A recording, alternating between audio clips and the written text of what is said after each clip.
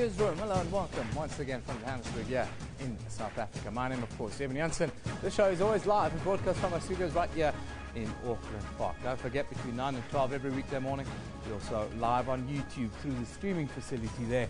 You can interact with us in real time at SABC Newsroom on Twitter and also on our Facebook page. Now, today we focus on No Tobacco Day and the smoking culture we perceive to have here in South Africa. Smoking laws were tightened in 2009 when the government banned smoking in partially enclosed public places, and according to statistics, tobacco kills about 44,000 South Africans every single year.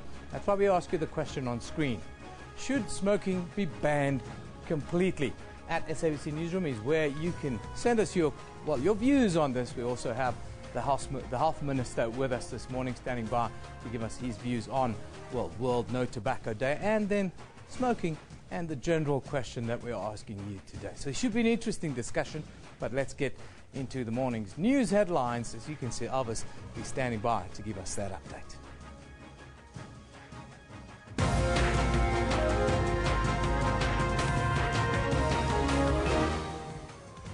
The African National Congress is to release the outcomes of the National List Conference and the NEC meeting held over the past weekend. Meanwhile, the IEC remind the candidates that the closing date to register their candidacy is this coming Thursday. Long queues are expected at petrol stations as the fuel price will go up at midnight tonight. It's a shocker for the motorist. And the Rand takes a knock ahead of the credit rating announcement by Standards & Poor on Friday. It's a crucial one. We are at the precipice of a downgrade, perhaps. Now, that's all coming up a little bit later, but right now it's to find out from Kendall Makamate what's happening on the sports front. But Evan, it's over to you first to chat about the sports with Kendall, is it? I actually want to talk about smoking, obviously. Yeah, you want to talk about smoking? Smoking, yeah. You're a smoker. I don't know how to describe it, actually. I'm a serial quitter, if I can call it that. But whenever the pressure gets on, I always fall back to having a quiet cigarette. I shouldn't say that because my wife has got me totally under the pump about this one. But a man who managed to stop smoking in his lifetime. I'm a sports anchor. I can't be a smoker. I'm a sports anchor. I had to stop. You don't smoke on the side, not on the side, when you're under pressure. Don't wash my hands anymore because I smoke. No, none of that. Okay, well, Kendall Makamate, a man of good standing here with us today. Well, thank you very much, gentlemen. Great and very interesting topic we've got today. We've also got quite a lot happening on the sports front, not so much on the field, but in studio. And this is what's coming up today. Kama Billiards. Mamelodi Sundowns and Kama Billiard team up at the end of season PSL Awards. It gives me great pleasure to announce the 57th Springbok captain. And Adrian Strauss announced as the Springbok captain for the incoming Ireland series. I'm feeling good because I'm breaking the record of the Russian. And clearly the sports minister has been very busy as sensational marathon runner David Khatebe honoured by the Minister of Sports Fikile Mbalula for setting a brand new Comrades Down Run record. And that's exactly what we've got for you in the sports at about 10:20, so be sure to stick around for the entire bulletin going into that. Now, back to the main desk for the news. Thank you, Kendall. From a man that stopped smoking to a man that never smoked a day in his life. Now, that's the topic this morning. We'll continue it a little bit later. But first, your top story this morning. The African National Congress is expected to host a media briefing today at 11 a.m. Now, this follows the National List Conference and the National Executive Committee meeting that was held this past weekend in Irene in Pretoria. The ANC is expected to announce its finalized candidates list for this year's local government elections. Its aim was to finalize the names of the party's mayoral and councillor candidates for the August 3rd local government elections. SABC News will carry the media briefing live right here on your favorite channel of choice, on Channel 404 on SABC News when it starts at 11 o'clock. So you'll have to stay tuned. You don't want to miss it.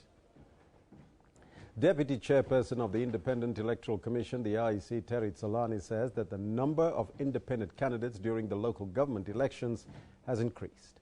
He says this is good for democracy.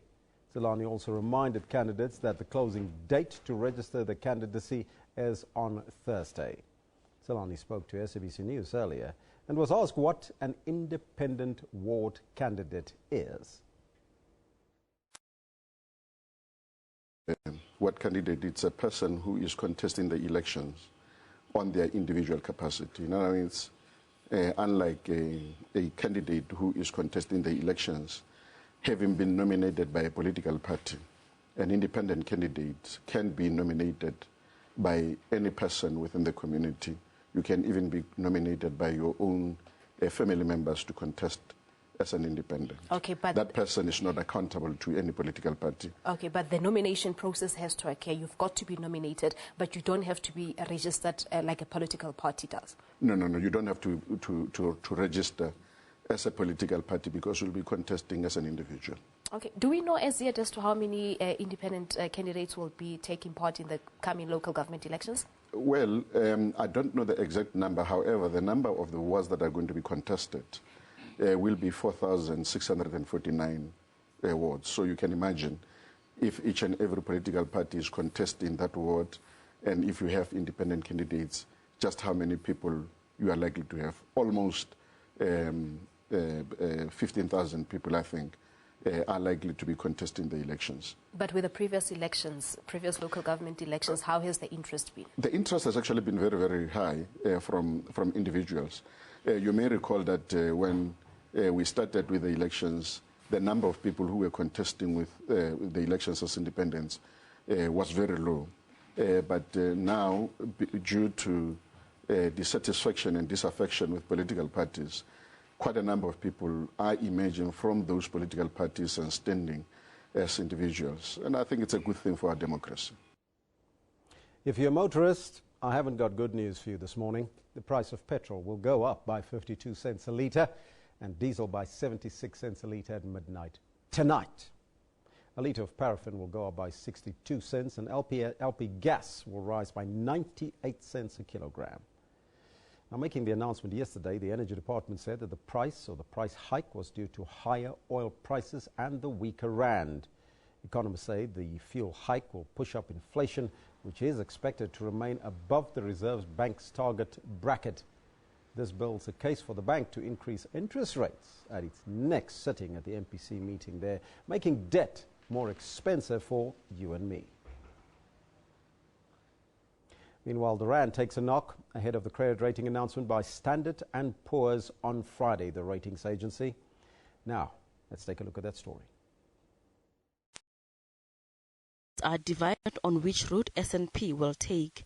While some believe South Africa's investment grade rating will be left unchanged for now, others believe the slowing growth and the structural constraints on the economy will work against South Africa. The biggest thing that Standard & Poor's particularly has always lamented about is the fact that potential GDP in the SA continue to weaken, and there seemingly aren't structural reforms that are put in place to make sure that growth is sustained at a higher level. South Africa's GDP has not grown in the last year. It's zero growth on a per capita basis, and that I think is problematic on ratings consideration, and that is why they are likely to downgrade SA.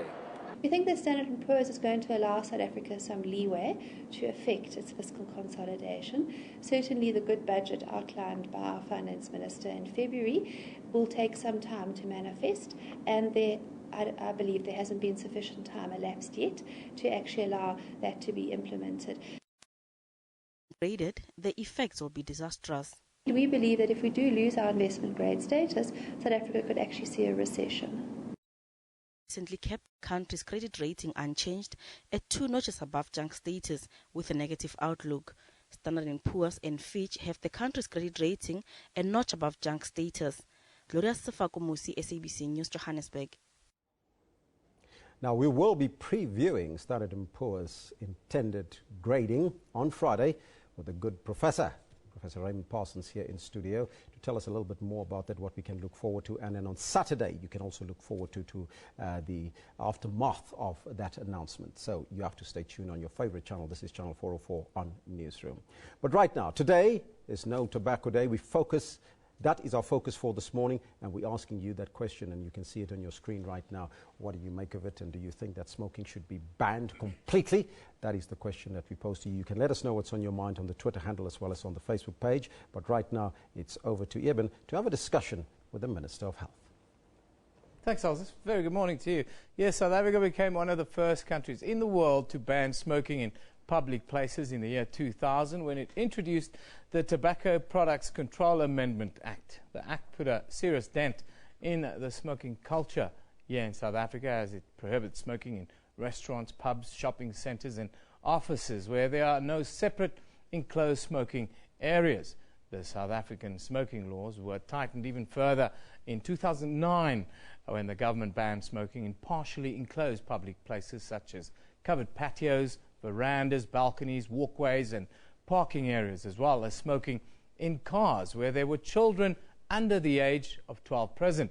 Children under the age of 18 are also prohibited from entering designated smoking areas or purchasing cigarettes for that matter. Now, to talk to us more about World No Tobacco Day and, well, the prevailing smoking culture in South Africa, we are joined by our Minister of Health, Dr. Aaron Motsoaledi, this morning. A very good morning to you, Mr. Minister. Good morning, Eben, and good morning to the viewers out there. Always very good to have you with us. World No Tobacco Day is a day when we reflect on the bad habits and the sin taxes that we pay so freely in South Africa. But let's look back at the legislation that you yourself had a lot to do with implementing over the years. Tell us about the effect that the Tobacco Products Control Amendment Act has had on the reduction in smokers in South Africa. Well, it reduced it from 25% to about 17% recently. It is definitely working, and I'm sure many South Africans who are fair will tell you they appreciate the clean air, especially when they go to countries where these laws do not exist. It's then that they start appreciating what they've got back home in South Africa, a clean air which they can breathe very freely, which is not contaminated by tobacco smoke and smell. Would you from here on forward be lobbying for restrictions to even be tightened a little bit more on smokers and smoking? Yes. Oh yes. In fact, we are regretting that we have delayed. South Africa was quite ahead. We're being overtaken by other countries because we delayed a lot. There are 5 things that are in the offing that are coming very soon. All that we're left to do is to amend the Tobacco Product Control Act. We need to amend it again to introduce 5 different things. Firstly, that space you spoke about in public places. Remember, we're giving 25% space. Yeah. We're going to abolish it altogether. It should no longer exist. Yeah. I mean, it's ridiculous. That space exists even in hospitals. Can you believe it? I've seen it. I've seen it recently. It does not make sense. Yeah. Absolutely no sense at all. So we are going to abolish it. It should not be there at all. We are also going to increase the space. You know, if you move to OR Tambo Airport, you'll know what I'm talking about. People just get outside the gate and sit there and block non-smokers. I've been there many times. You are a non-smoker. You pass through a cloud of smoke because smokers have just got outside the building, which the law allows them. So we want to extend that distance from a public place at which you can smoke. But remember that the previous law also banned advert. Yeah. But there is subtle advertising by exposing tobacco product in transparent counters in the shops. We are going to deal with that because that subtle advertising in supermarkets and shops and all that. They must go and hide the cigarette somewhere. Only that person who smokes must come and ask for it, and they must go and fetch it. They mustn't put it here on the open counters for us to see. Then there are cigarette dispensers. If you say 18-year-olds must not buy cigarettes, but there's a dispenser there on the street where they can put in money. Yeah. And yes. Anyone can buy it. Anyone can buy, anyone who can put money, so we'll have to do away with that. Then there is this worldwide war now, which is being won. Plain packaging. Yeah. Plain packaging where all cigarettes, regardless of what brand, must be in one brown package with graphic signs there that shows graphic designs that show what the damage that cigarette can cause. No branding, no logos, no colors. just that plain brown packaging, which, as you know, is already there in Australia. England has moved in, Ireland, France, all over the world. Last week I was at the World Health Organization, World Health Assembly in Geneva. All ministers of health are united on this one, that we're going to do it. I wanted to ask you about the economic impact of smoking on a country's economy, because I don't think people realize the smoking affects non-smokers as well because of the strain it puts on the public purse. We lose 44,000 South Africans every year that die of smoking. Surely your department, you feel the pinch of having to treat and look after these ill people. Oh yes, it's not all over the world. The reason that ministers of health are fighting, it's not because they just woke up to be to find themselves hating cigarettes. The effects we see in the hospitals, the damage that is causing, the cancers that you are treating, the hypertension, because smoking makes everything worse. That I can assure you. For instance, I was telling people that if we were a dictatorship, for instance, if you have got diabetes or high blood or cancer, or you are HIV positive, or you have got TB, and we give you treatment, you continue smoking, you are virtually wasting state resources. You are going nowhere. If we're a dictatorship with no rights, we'll tell you straight, we can't give you treatment because it's a waste of time. And I'm repeating, I mean, if you have got diabetes, you have got high blood pressure, you have got cancer, you have got TB, you're HIV positive, you have got all these ailments, and we are putting you on treatment, you continue smoking. It's a waste of time, waste of resources. You're virtually doing nothing, and why should we go on with it? You become a burden to the public purse. You become a burden to the public purse. You destroy everything that we are building. I want to ask you about the new phenomenon. We've seen e-cigarettes now becoming very popular. They're even advertising and this kind of thing in shopping centres and so forth. Well, what are we going to see happening to e-cigarettes in South Africa? The latest research shows that it's maybe even worse than cigarettes. We are looking at it very carefully. In the last framework convention on tobacco control of the World Health Organization, which was held in South Korea quite recently, in Seoul, quite recently, the decision was that we need to package e-cigarette as just any other type of cigarette, because there's a trick here. Some e-cigarettes have got nicotine, which means they are just as bad as cigarettes. Others do not have nicotine. Now, that's a trick by industry. They are saying governments must only deal with that which does not have nicotine. Which means, as a minister, I must now spend money to find out which one does not have nicotine. So the decision around the world and ministers of health is that do away with everything. It's not our job. It's the industry's job. Because there's also belief that that which has got no nicotine is introducing youngsters to smoking. When they start catching it, the next level is to go to the real cigarette. The gateway drugs we're talking about. In conclusion, Mr. Minister, what's your message that you're giving to our viewers and South Africans in general? Our message is that cigarettes have got no place in modern life. In fact, if you check all around the world in recent days, the big cigarette companies, despite their huge resources, have never won any court case. Whether the court case is in Australia, whether it's in Ireland, whether it's in the UK, the judges are agreeing with us based on the information we put on the table. So smoking has got no place in modern life. In fact, let me tell you this.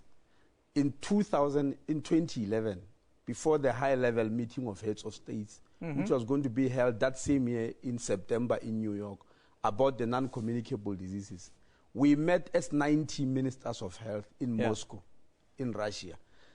And we wanted to pass a decision that United Nations must adopt, that by 2040, there should be no smoking in any part of the world. We have not yet done away with that. We have not won it, but we have not shelved it. It's still on. And from the act we are seeing, you can see that we are moving towards there. And I'm very confident within my lifetime there will be no smoking anywhere in the world. We're going to defeat it. I thank you for joining us. Tough words, strong words from the minister, very difficult for those. And smoking, I can tell you, is one of the most difficult drugs to overcome. Nicotine is, no doubt about that. Mr. Minister, thank you once again for joining us. That's the Health Minister here in South Africa, Mr. Aaron Motsoaledi, talking tough on smoking. Of course, today it's World No Tobacco Day. Last year, Zimbabwean President Robert Mugabe summed up that country's attitude towards anti-tobacco campaigns. This way, he said his country would continue to grow tobacco for those who want to smoke it, urging global consumers to listen to their doctors, but said, if you oversmoke, don't blame us.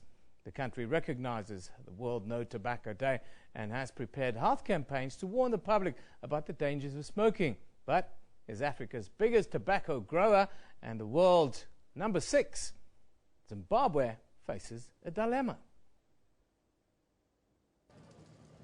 Bernard Sweeper, a tobacco farmer, delivers his crop to the auction floors as the world celebrates No Tobacco Day.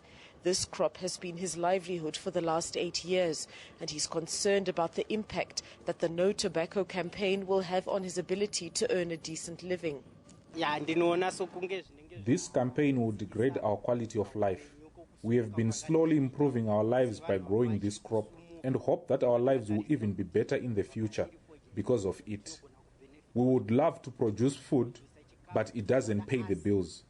Tobacco gives us foreign currency and improves our lives. Last year, he says he made $7,800 from his crop. It's almost double the average wage for the minority who have jobs in this country, and it's why the world has had difficulty persuading Zimbabweans that tobacco is bad. Another farmer is waiting to deliver her tobacco. Pamure Kamanyura says prices are down this year, but tobacco gives us the only hope we have to put our children through school and put food on the table. The No Tobacco Day campaign aims to reduce tobacco consumption and production.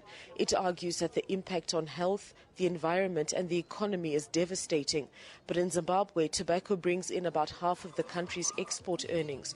A vast informal industry has developed around the sector, and at least 90,000 families are directly dependent on its production for their sustenance. But an even bigger dilemma exists. Tobacco earnings indirectly finance part of the health budget. If we were to draw a line, the contribution of tobacco is significant enough so that it would be missed in terms of funding social services. If we were to go full out on, anti-tobacco lobbying as is happening around the world.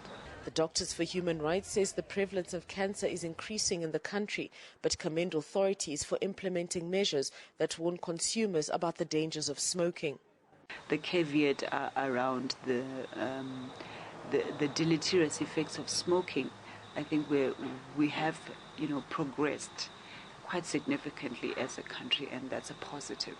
But as to whether we'll be able to go into the next milestone, which is rather more aggressive kind of lobbying, given the economics around tobacco in Zimbabwe, I wait to see that unfolding with curiosity.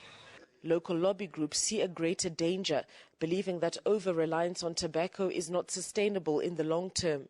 Most of the country's crop is consumed abroad in China and Europe, and increasing restrictions abroad could mean that one day farmers will be stuck with a product that the world no longer wants. Shingai Nyoka, SABC News, Harare, Zimbabwe. So we're asking you that question today. As you know, it's World No Tobacco Day today. So we're asking you that question. I see we can have it on your screen there. What do you think we should do with, should smoking be banned completely, altogether? We'd like to get your thoughts on the Twitter handle at SABC Newsroom as well as on the Facebook page. If you like us there, you, yes you, become part and parcel of the informed.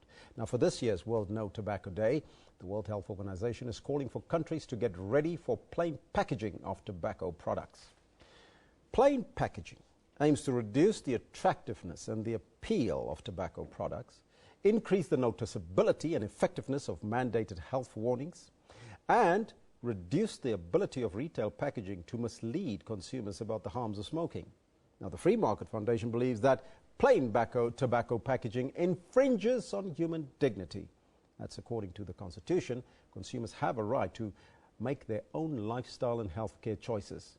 Joining us now in studio is the Executive Director of the Free Market Foundation, Mr. Leon Lowe. Mr. Lowe, a very good morning to you and welcome. Good morning to you. First and foremostly, do you support the calls for plain packaging of tobacco products, and if not, why? Well, no, absolutely. If you want to make ugly products that are supposedly unhealthy, then you must do it with everything. Why single out tobacco? in front of me, for example, is how your wine will look on the table with diseased liver pictures on it, and plain packaged wine. No more branding of wine. Or chocolate should do the same thing. Or cold drinks, for example, can have diseased arteries. And you know, the most dangerous thing is cars. We should have plain packaged cars, no branding of cars, no Toyota or BMW or whatever anymore, and graphic health warnings on cars. By the way, they call it plain packaging, but look at it, it's not plain at all. There's nothing plain about it. It's obnoxious. It's ghastly to expect consumers of tobacco to carry such ugly stuff around with them. It's an insult. It treats them like lepers. Now, if you want to do this, put pictures of mangled bodies on the sides of cars. That would be as illogical as plain packaging, so-called plain. It's actually obnoxious and ugly packaging. In my head, when I hear plain packaging, I see a white package with just a warning on there. That's right. And that's not what we're going to get. Is that what you are saying? No, it is the opposite. It is the maximally unplain package. It is the maximally obnoxious package. It's the most obnoxious fantasy of health draconian people who want to interfere with the attractiveness of the product you are allowed to buy and use. Now, Australia introduced plain packaging in 2012, and they have seen a significant drop in the numbers of smokers. Don't you think that it's a wise decision for South Africa to particularly go that route or not? Well, that is like saying, how about doing the same with sugar, which in fact they want to do. The Department of Health has said that it wants to, it's already introduced a sugar tax. It wants to have, where does it stop? Fruit juices, salt. Are we going to not allow people to have salty chips anymore, and so on and so forth? If you accept the principle that if people are mechanically made more healthy, regardless of whether they're happier, whether they enjoy themselves, whether tobacco helps them deal, as the World Health Organization admits, with depression, with stimulation, with concentration, with social insecurity. There are many, many, many benefits psychologically to the human being by smoking. You are not just a mechanical, chemical entity. You're not like a tree in a garden. Yes. You're a human being, and you should be treated with respect and dignity and decorum, and allowed to be unhealthy. If you don't want to exercise, if you want to drink alcohol, if you want to eat junk food, that should be your choice. What we can do is educate, not regulate, is persuade you not to do bad things. But if you choose to, then there's a good reason why you do. People who smoke, I've never smoked, people who smoke have very good reasons to smoke, and the World Health Organization admits it. Well, plain packaging not assist consumers to make those wise choices that you say that they should be able to have, of course, and perhaps save the country a lot of money, because people that do smoke as a burden on the healthcare sector. Well, no, that's actually a fib. That is a lie, which is told over and over again. Economists have shown that the revenue generated from tobacco is higher than the expenditure on tobacco-related disease, even if there is no exaggeration in the claims, which is itself a big question.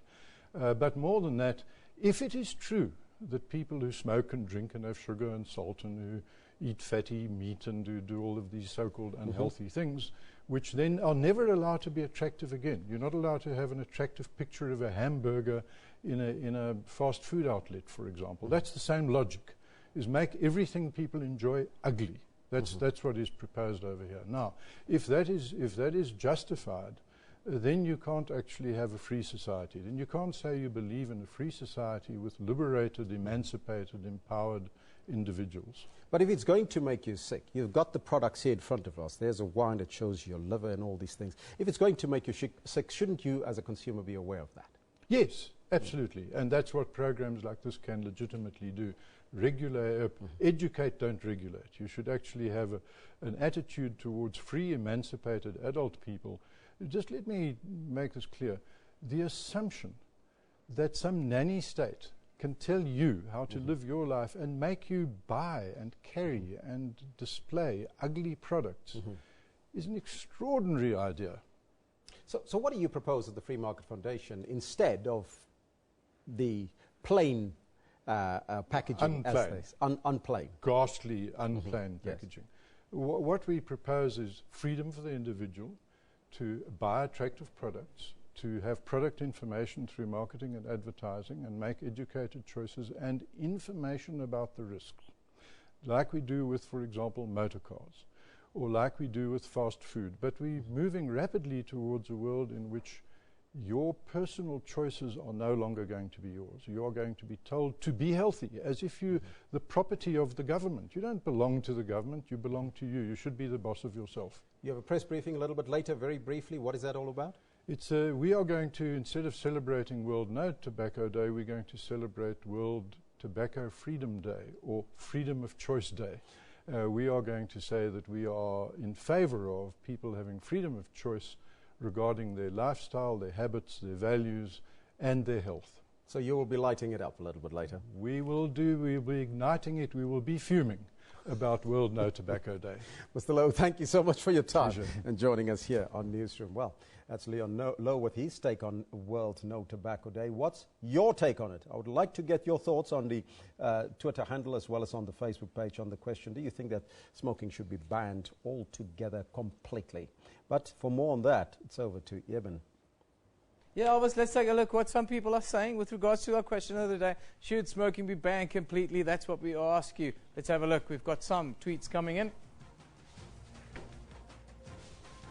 This one from Lechasa. Lechasa says, Newsroom, we all know 4,500 mortalities, I think, are caused by cigarettes, but we should never abolish smoking. We should rather legalize dacha smoking, says Lechasa. This one from Christian Kleinans. He says, Newsroom, please ban smoking, but make it enforceable. No point we have laws and everybody ignores it. There you have the two sides of the coin. Lechasa again. No, smoking should not be abolished. We are fighting for a high number of unemployment. We don't want to increase unemployment. I'm not quite sure how that is going to increase it. Machira Sisoka says, Newsroom, a complete ban of smoking will be an increase in unemployment. Rather inject strict measures instead, stiff legislation. Those are some of your views coming in with regards to our question of the day. Our question, of course, asks of you, should smoking be banned completely? We've just heard the Free Market Foundation. They say freedom of choice. The minister says it's a burden on the public purse and it's unhealthy and it kills us. 44,000 South Africans alone every year, 6 million people globally. Let's move on now and take a look at what's trending on social media. Now, of course, hashtag Mamelodi Sundowns very much on everyone's minds after the PSL Awards last night. Sundowns Gamabiliat won the 3 main awards at the hashtag PSL Awards, including PSL Footballer of the Season. Now, here you see some of the glitz and glamour of the awards ceremony. This video was tweeted by Kickoff Magazine. Then, there's an image of the man of the evening, Gamabiliat, of course. Also, hashtag Collins Mbesuma won the ABSA Premiership top goal scorer for the season. His award was collected on behalf of him by Shoaib Walters. This tweet comes from Bakhari. It says, and sports seems to be topping the trends of the hour right now. Now, I can tell you some news coming in. Springbok lock Peter Steph du Toit has now been diagnosed with a hamstring injury. He's pulled out of the Springbok squad. He'll be replaced by Lions lock Franco Mostert, who will take his place in the Springbok squad. There you see the picture of, and this is Franco Mostert. Some people say, well overdue for Franco Mostert to get into the box side. Let's hope he gets a run during the 3 matches against Ireland. Some other hashtags doing the rounds at this hour, of course, on everyone's mind. Hashtag petrol price. The price of petrol will go up by 52 cents a litre. Diesel by 76 cents a litre at midnight tonight. A litre of paraffin will go up by 62 cents, and LP gas will rise by 98 cents per kilogram. Of course, we're dealing today with the hashtag World No Tobacco Day. The World Health Organization is focusing on removing the branding from cigarette boxes to make them less appealing. We will hear more about this in our show during this hour and then a little bit later. Then, this video shows our team of 301 firefighters landing in Canada. They arrived with songs and prayers.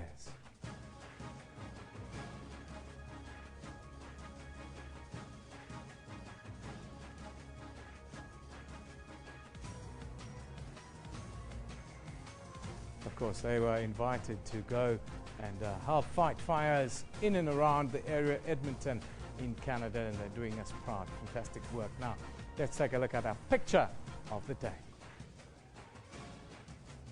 This one comes from Bethany. It says, Bethany Mariah. Some kind of Jesse says, not sure why they killed me. I was doing a better job of watching that lady's kid than she was. Interesting one that is. There you have, of course, the story of the baboon that was shot after fears that he might hurt a child. Of course, the baby, well, nothing wrong with the baby there. I can tell you that.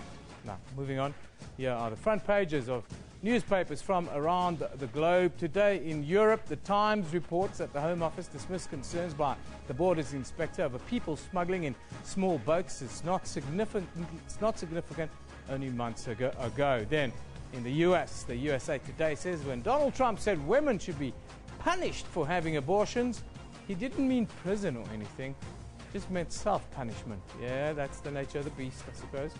Finally, the South China Morning Post reports that an earthquake with a magnitude of 7.2 struck in northeastern Taiwan yesterday afternoon. Let's take a quick look now at what's happening in the courts here. We'll start in Port Elizabeth. Now it's D-Day for the troubled Eastern Province Rugby Union. The High Court will make a decision on whether to grant permanent or lift the provisional liquidation order. Then in Cape Town, the state says it's ready to proceed with a trial against renowned hip-hop artist, American rapper and actor Yasin Bey, commonly known as Mos Def. The 42-year-old artist is expected to appear in the Belleville Magistrates Court on charges of contravening the Immigration Act. He was arrested at the airport in January this year for trying to leave the country on an unrecognized world passport. Now we'll be sure to keep you updated on how that plays out in the court today. Time for us to take a break. When we come back, we'll continue with World No Tobacco Day, so don't go away.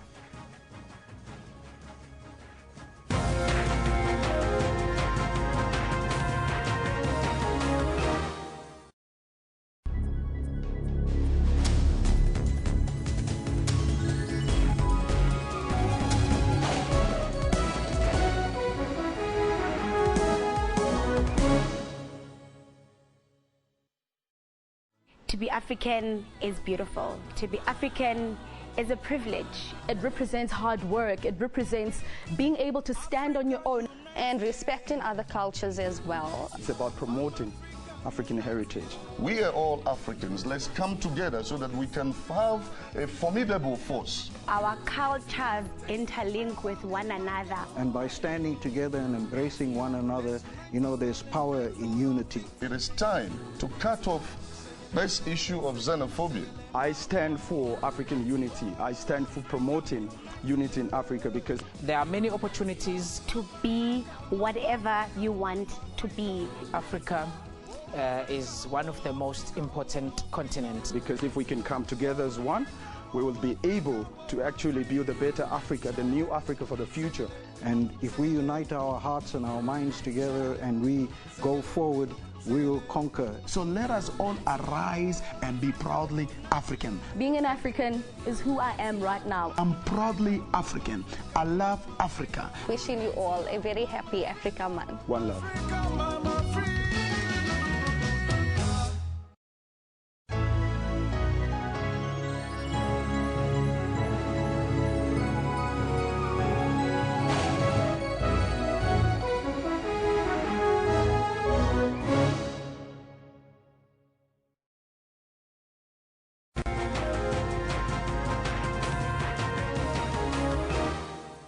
Now, as the world commemorates World No Tobacco Day, major cigarette companies have suffered a devastating double blow in the finance markets and the United Kingdom courts.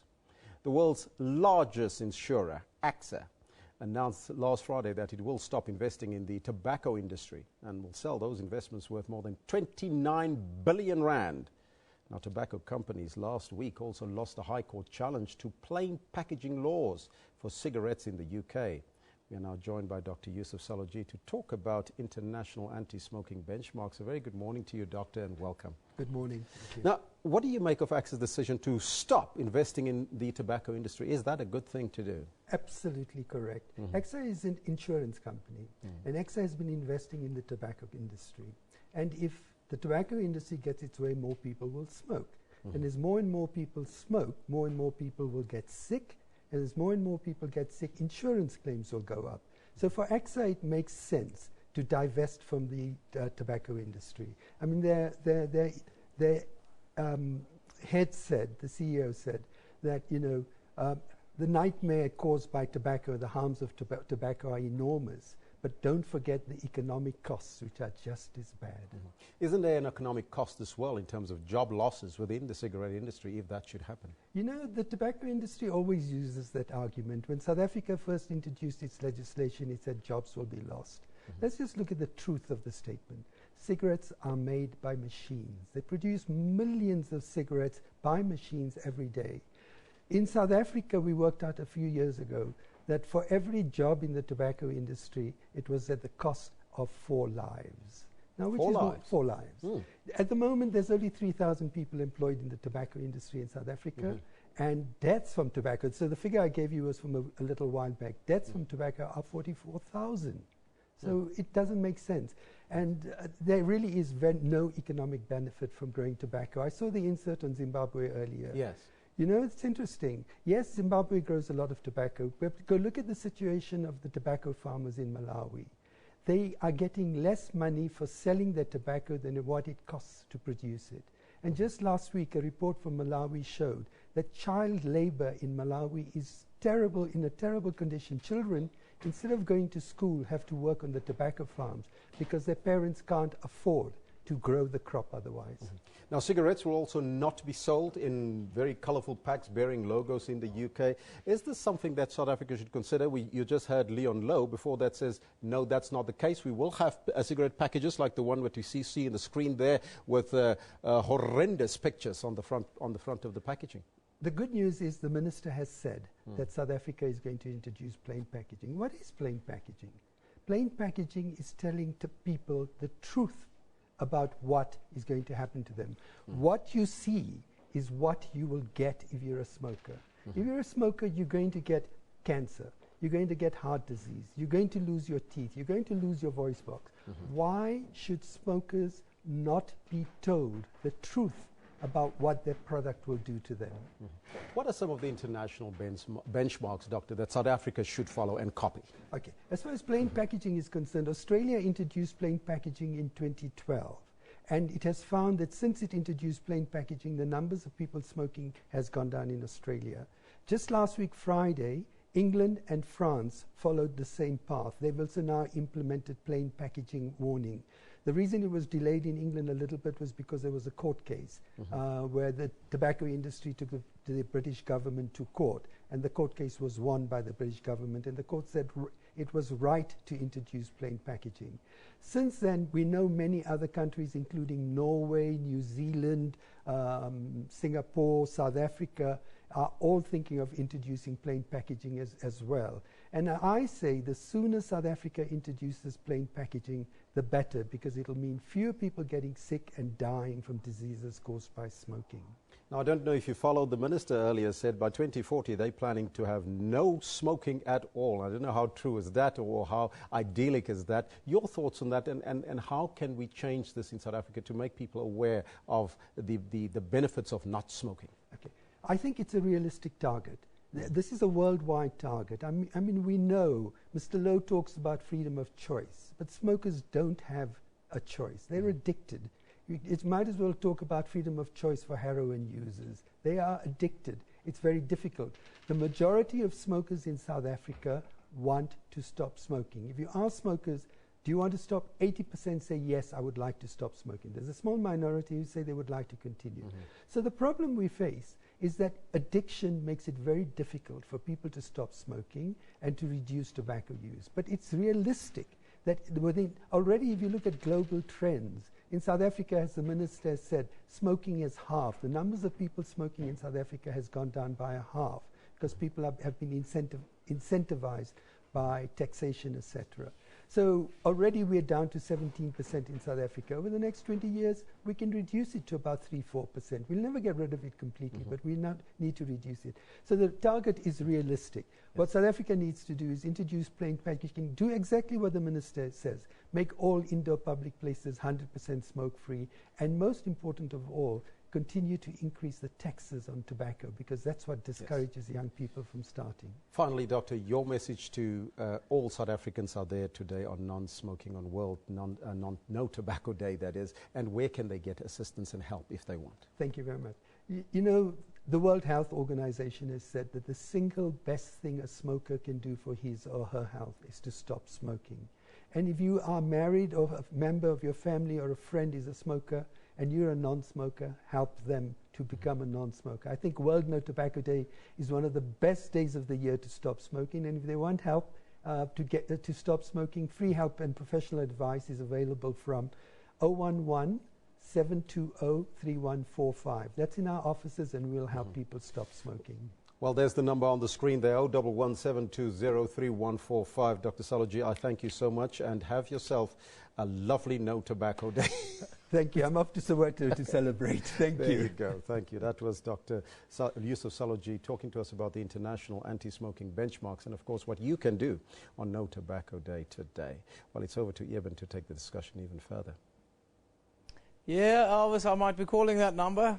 New Zealand said today it will introduce plain packaging on tobacco products from now, joining a growing list of countries planning similar measures despite the threat of legal action from the industry. Remember, you can send us your comments at SABC Newsroom. We've had quite a few. Let's take a look at some of the comments with regards to this issue. This one from Harsha Bogle, who is, of course, a famous cricket commentator. He said, today's World No Tobacco Day. Make it the trigger. Quit. Does you no good. Worse, affects those around you. Yes, it's very difficult to quit smoking, though. It's the most difficult thing, I think, that I've ever tried in my life. They say quitting is for losers. Needless they know quitting. It is winning in life, I would think. You quit, you win, it says Gunjan. This one from Suman. People be like today. Let's have a last one to commemorate this day. There's no such thing as a last one, unfortunately. You can go for months without smoking, but it always stays with you. Naman Ching says, make every day World No Tobacco. Habit is stronger than reason. Make the reason stronger and quit tobacco. It's never too late. You quit, you win is the hashtag. Remember, you not only kill yourselves by smoking, but kill others too. Stay fit, keep others healthy is the word from Kamalika. Say no to tobacco. Yes, that's the message. Apart from the Free Market Foundation, who says that, nope, you should have the free will to make that decision. But how can you have free will if you're addicted? I don't understand it. Very difficult. This is what you can see on Newsroom's Facebook page today. The KwaZulu-Natal Social Development Department has urged parents to be on the lookout for any behavioral changes in their children. This follows the discovery of a drug laboratory at Chatsworth, south of Durban, which has been producing drugs that look similar to jelly baby sweets.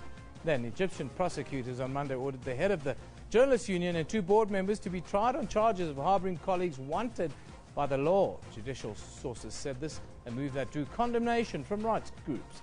Finally, non-profit organisation Casual Workers Advice Office says there's widespread resistance by labour brokers and their client companies to comply with the new Labour Relations Act. All of that on Newsroom's Facebook page. Now, if you're a smoker, giving up smoking is the best gift you can give yourself and your family.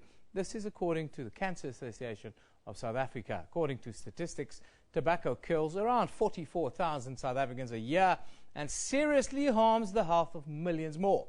Research indicates that plain and standardized packaging reduces the appeal in tobacco products, ends deceptive labeling, and increases the effectiveness of health warnings. But what about electronic cigarettes? The new scourge. Are e-cigarettes as harmful as conventional cigarettes or even more?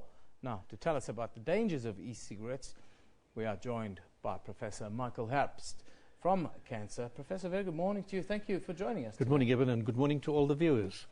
All my friends have told me that I should occasionally smoke. I should get an e-cigarette because it's much healthier than having a cigarette. Well, how do you view that? If ever there was a myth, this is really one.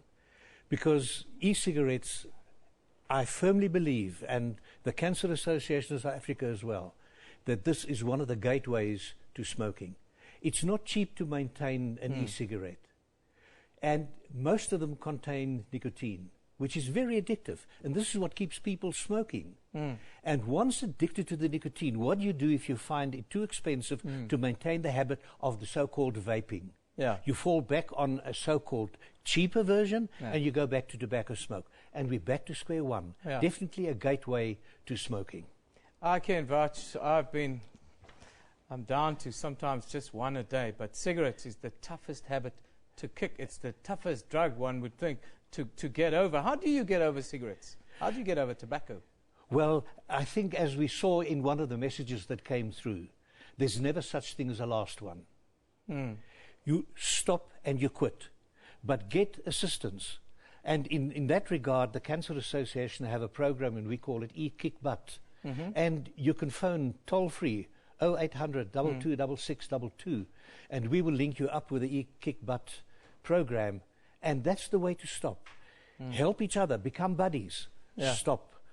And stopping tobacco is really one of the most important decisions that somebody can take. And don't go to be fashionable and smoke e-cigarettes, because that is a gateway to going back to ordinary tobacco smoking. What about the harms of e-cigarettes? You know, you read these reports on social media and journals and the like coming out that some of the carcinogens in it is even worse than tobacco smoke. Is the research in yet? Absolutely. Early research is already pointing in that direction. But you must remember that e-cigarettes have been with us for a very, very short while. And more research is going to come out within the next few months and years. And I am going to warn the public to say, be on the lookout. You will see that the warnings that we've been given today, that it is more dangerous and even just as dangerous as tobacco smoking in e-cigarettes, is going to be proven the real, true story. Now, we had Leon Lowe here from the Free Market Foundation. He brought in some wine with warnings on it, some chocolates, some cans of soft drinks and so forth. And he says if we're going to do it for the one, we're going to have to do it for everyone. He also says that you should always leave the choice with the individual. What's your response to that? Well, I think it's rather a bit of an irresponsible statement, because the way that some people smoke and how they contaminate the air, where I have a right to clean air, and being exposed to second-hand smoke and getting lung cancer as a result, I don't think that's fair towards me. And I think it's very irresponsible, because it places such a burden. The people who smoke, you know that tobacco is the only legal product sold in South Africa that kills at least half of its users if they use the product correctly. Wow. And this places a burden on the fiscus. It places a heavy burden on the Department of Health and on the health of the nation. And that is unconstitutional, I believe. You spoke about second-hand smoke. Just tell us quickly how harmful it is, and especially around children, I would ask. Well, it's very, very dangerous, because you remember the smoker inhales some smoke through a filter. So there are a few little things that are taken out of the smoke. But the second-hand smoke is smoke that comes out the end of the cigarette or the pipe or the cigar, and it's free-floating in the air, and it's unfiltered. And it is very, very dangerous, especially to children. Now, in South Africa, we've got wonderful legislation. We've got some of the best legislation in the world to deal with smoking. Are we policing it properly? Are we on top of this thing? Are we serious about this? I believe we are serious. If you listen to the minister, he's serious. But I think that lower down in the ranks, there are people that don't really have the commitment. And if we could police the regulations and the legislation that we have, we will be the leading country in the world. Finally, your tip to smokers who are sitting there thinking, I could never give up smoking. Quit today. Get help. Get a buddy to assist you to quit, and say never, ever again. See, all of these smokers here around the newsroom now are suddenly very nervous. They're looking at me with suspicion as to what is this guy on about today. Well, I can vouch for it. It's very difficult to stop smoking. I've managed to stop for 8 months at a time, but as soon as you have a little bit of an emotional roller coaster, either at work or in your personal life, you tend to go back to that crutch, which is to fall back on. And you know, you can get it down to one a day, but that craving never leaves you. It's very, very difficult, and I think we have to reach out to people more and get more centers to get people to stop smoking or to help them to stop. Well, imagine if we could really have the world that the minister was talking about earlier this morning. Yeah. No tobacco smoking at all. Then there'll be no temptation, there'll be no crutch to fall back on. Well, Professor Herbst, I thank you for joining us from Cancer here in South Africa. He says you believe the myth that e-cigarettes are healthier than cigarettes. They're not. They might even be more dangerous. We're still in the early stages of the research as it's coming in. E-cigarettes is also the gateway to smoking and so forth. So, yeah, keep your head on it. Don't smoke. Quit today. That's well. I'm certainly gonna give it my best try. I'm gonna call that number that was on the screen there. Hopefully I can get a personal audience with Dr. Salaji to give me some tips as to how to get on top of this scourge. It's a horrible thing. It's a tough thing to get on top of, and the sooner we deal with it in our personal capacity, the better, I would think, for everyone around us. We're going to take a short break, obviously standing by to give us a news roundup at the top of the hour, just to say thank you to Professor Herbst once again for coming in today and giving us the views of cancer. Yes, there's a lot of myth around this stuff. The reality is simple. It kills. We'll see you shortly.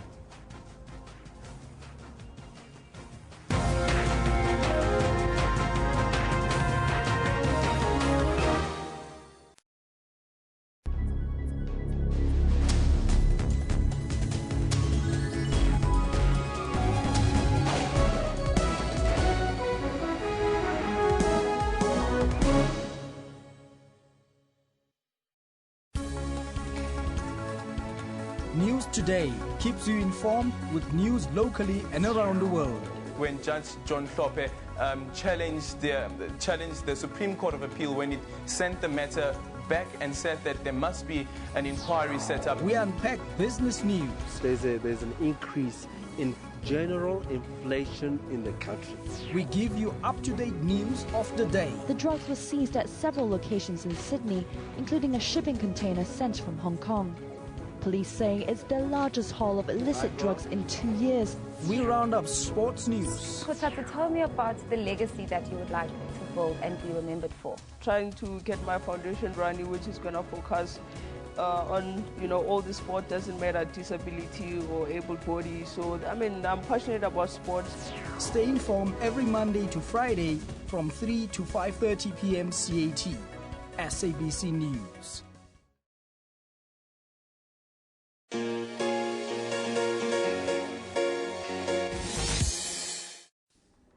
Sobukwe is a founding member and first president of the Pan-Africanist Congress. His activism led to his incarceration on Robben Island.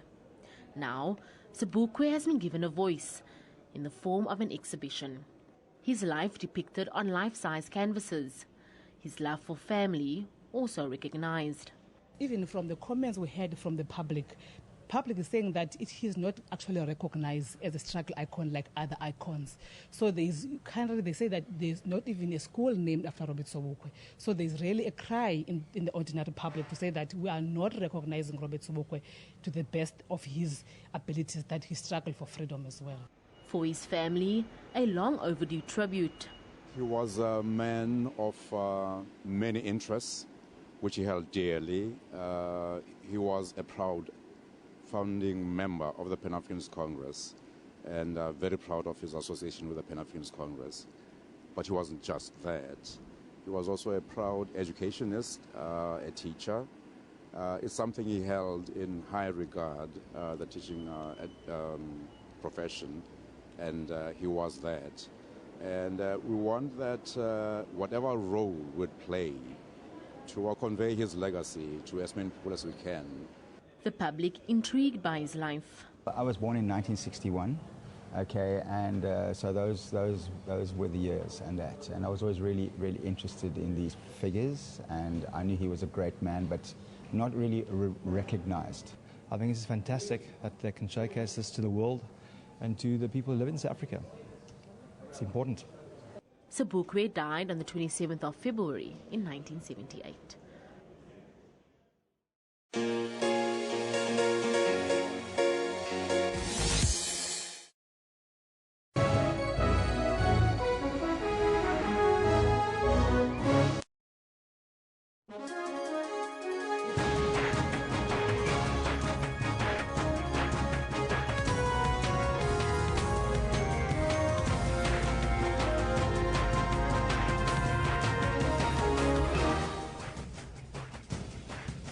It's Tuesday, the 31st of May. It's the last day of May. That means we're halfway through 2016. This is Newsroom on SABC News, Channel 404. Jumbo Africa, and a very warm welcome as we broadcast live from our Auckland Park studios here in Johannesburg to the rest of the African continent.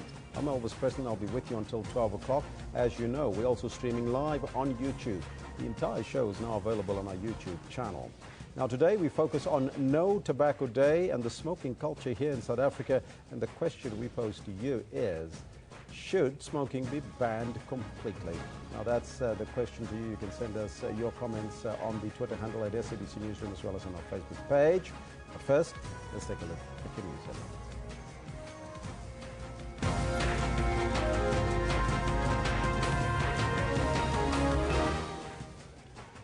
The ANC to release the outcomes of the Nationalist Conference and the NEC meeting held over the past weekend. And the IEC reminds candidates that the closing date to register their candidacy is this Thursday.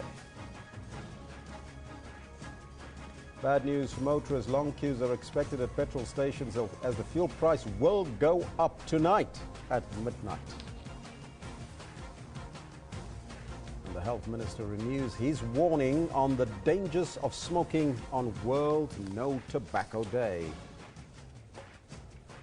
Now those are all your headlines, but before we get to the news, let's find out from Kendall Makamate what's happening on the sports front. Good morning, Elvis. Quite a lot happening in terms of the sport. As you know, it's mostly in the boardroom as opposed to inside on the sports arena. And this is what we've got for you in the sports in this bulletin. Billiards. Mamelodi Sundowns and Kama Billiard clean up at the end of season PSL Awards. It gives me great pleasure to announce the 57th Springbok captain. And Adrian Strauss announced as the Springbok captain for the incoming Ireland series. I'm feeling good because I'm breaking the record of the Russian. And of course, the sports minister really busy as he celebrates sensational marathon runner David Khatebe and honoured by the Minister of Sports for setting a brand new Comrades Down Run record. All this and more we've got for you at 10:20 or so. Be sure to stick around for it. But for now, back to the main desk for the news. Thank you, Kendall. We'll be back a little bit later, so you have to stay tuned for the sports update. Top story this hour. Deputy Chairperson of the Independent Electoral Commission, the IEC, Terry Tselane, has reminded independent candidates that the closing date to register their candidacy for the local government election is on Thursday. Tselane also says the number of independent candidates during the local government election has increased. He says this is good for democracy. He spoke to SABC News earlier and was asked what an independent ward candidate is. What candidate? It's a person who is contesting the elections on their individual capacity. In other words, unlike a candidate who is contesting the elections having been nominated by a political party, an independent candidate can be nominated by any person within the community. You can even be nominated by your own family members to contest as an independent. Okay, but that person is not accountable to any political party. Okay, but the nomination process has to occur. You've got to be nominated, but you don't have to be registered like a political party does. No. You don't have to register as a political party because you'll be contesting as an individual. Okay. Do we know as yet as to how many independent candidates will be taking part in the coming local government elections? Well, I don't know the exact number. However, the number of the wards that are going to be contested will be 4,649 wards. So you can imagine if each and every political party is contesting that ward, and if you have independent candidates, just how many people you are likely to have. Almost 15,000 people, I think, are likely to be contesting the elections. But with the previous elections, previous local government elections, how has the interest been? The interest has actually been very, very high from individuals. You may recall that when we started with the elections, the number of people who were contesting with the elections as independents was very low. But now, due to dissatisfaction and disaffection with political parties, quite a number of people are emerging from those political parties and standing as individuals. And I think it's a good thing for our democracy. The African National Congress is expected to host a media briefing today at 11 o'clock. Now, we'll give you that, we'll bring you that live right here on Channel 404. It follows the National List Conference as well as the National Executive Committee meeting. It was held this past weekend in Irene in Pretoria. The ANC is expected to announce its finalised candidates list for this year's local government elections. Now, its aim was to finalise the names of the party's mayoral as well as the councillor candidates for the August 3rd local government elections. SABC News will carry that media briefing live right here on your channel of choice, Channel 404, when it starts. And we'll also give you a little bit of an analysis a little bit later with our foreign editor as well as our acting political editor, Sophie Mokoena, as soon as we get her here in studio to give us an update on what we can expect from that media briefing a little later at 11 o'clock exactly. So don't go away. You don't want to miss it. Who is going to be your local ANC councillor? That's what you want to find out, as well as your mayoral candidate. Stay tuned at 11. Coming back home now, Gauteng's MEC for Education, Panyaza Lesufi, has urged parents to apply for their children before the closing date. Lesufi says if parents apply now, the department will be able to accommodate learners as they will have enough time to prepare. Lesufi also says he will engage the Department of Home Affairs to help foreign nationals who do not have the relevant documents. That's the part that pleased me, that majority of parents were aware and they've applied. But unfortunately, we've got something that is creeping in which is new that I was not aware. There are lots and lots of parents that are foreign nationals who don't have proper documents. And they've explained to me that unfortunately they are struggling to register because they don't have proper documents. And I've indicated that I'll speak immediately with our Home Affairs counterparts to find a way of assisting them so that they can be in a position to apply. But majority of people are excited that the online registration is making things easier. They can apply from their offices, from their local libraries, and they can ask their children through their cell phones to apply to make registration easier. So we're quite excited that we have managed to touch many souls. But as you said, the deadline is coming fast, you know. Already we've got almost 635,000 or more parents that have already applied. And we know we only have 320,000 spaces in our school. So we're urging all the parents, please, please, please, please, apply now, meet the deadline.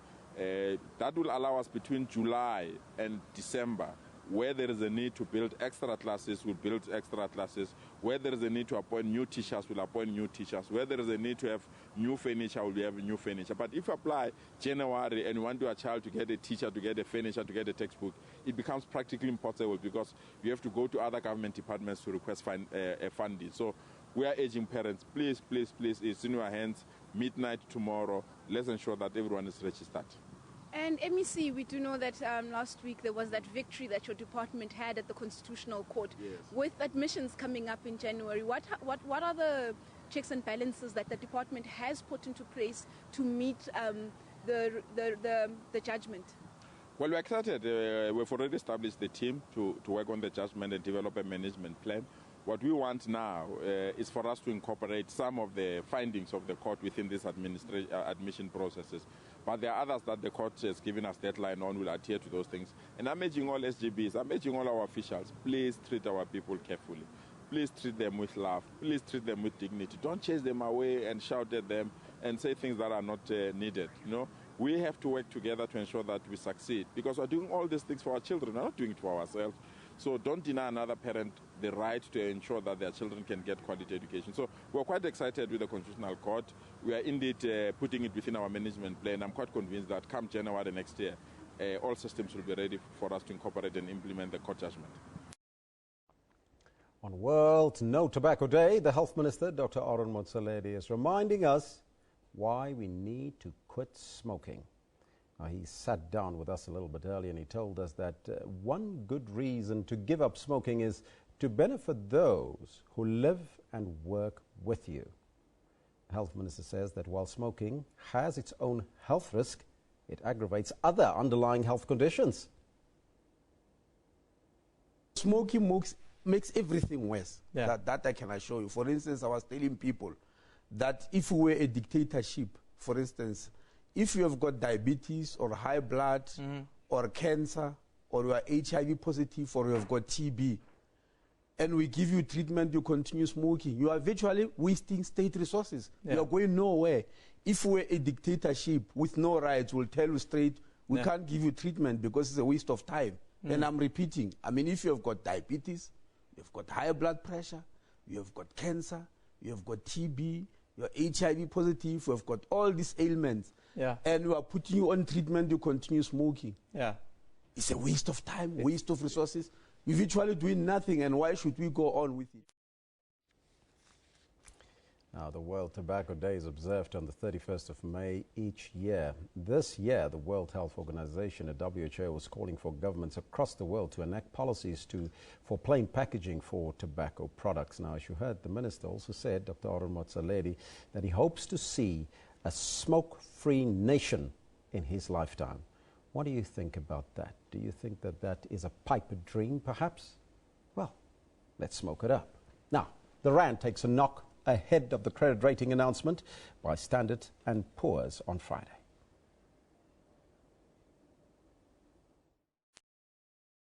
Divided on which route S&P will take. While some believe South Africa's investment grade rating will be left unchanged for now, others believe the slowing growth and the structural constraints on the economy will work against South Africa.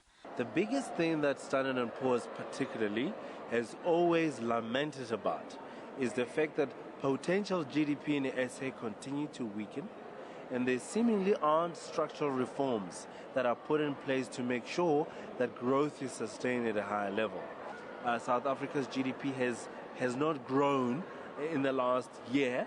It's zero growth on a per capita basis, and that I think is problematic on ratings consideration, and that is why they are likely to downgrade SA.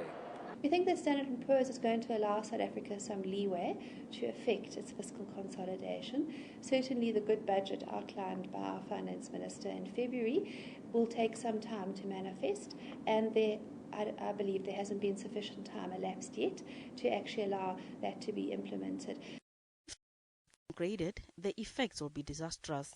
We believe that if we do lose our investment grade status, South Africa could actually see a recession. Kept the country's credit rating unchanged at 2 notches above junk status with a negative outlook. Standard & Poor's and Fitch have the country's credit rating a notch above junk status. Gloria Sefakomusi, SABC News, Johannesburg. The SABC says no political party adverts have been aired on its platforms thus far. This was after the Democratic Alliance accused the SABC of refusing to air a political advertisement ahead of the August 3rd local government election. The SABC says it needed to clarify issues with ICASA and is now ready to air political ads. With only 2 months left before local government elections, the DA says it will go ahead and lodge a complaint with ICASA. This after the party alleged that the SABC has refused to air its campaigning advert.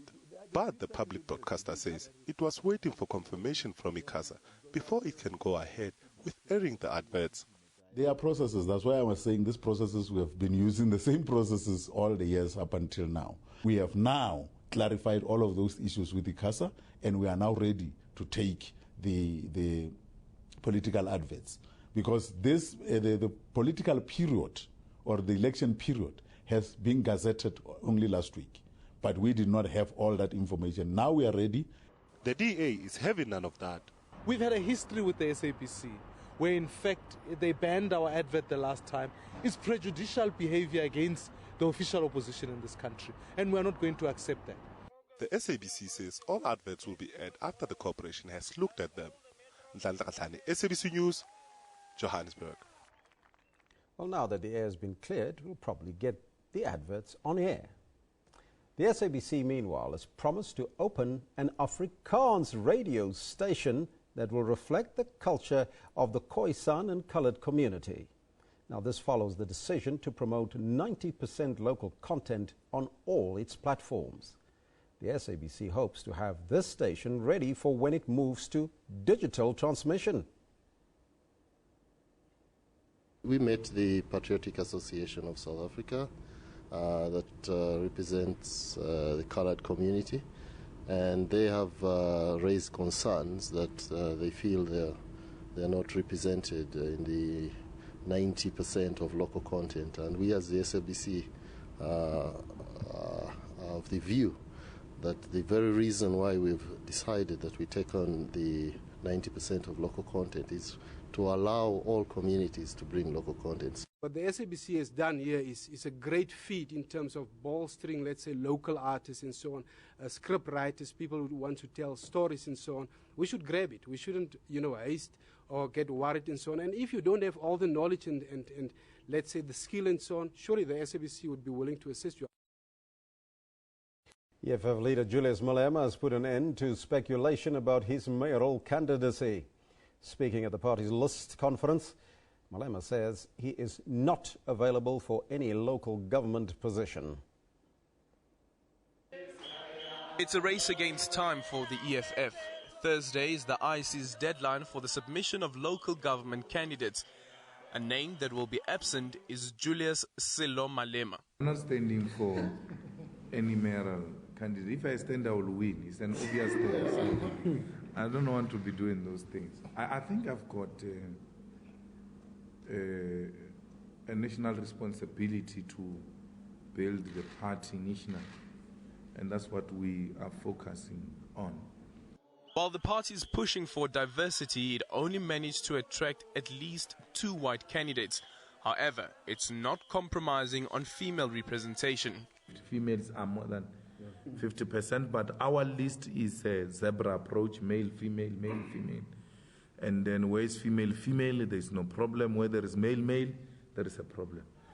Speaking on the recent violent clashes between the ANC and EFF members in Mpumalanga and KwaZulu-Natal, Malema confirmed criminal cases have been opened and complaints submitted to the IEC. Aldrin St-Pierre, SABC News, Johannesburg. Now, South Africa loses billions of rands due to illegal cigarette trade. Illicit cigarettes are referred to as such when they are not declared to SARS and results in money laundering.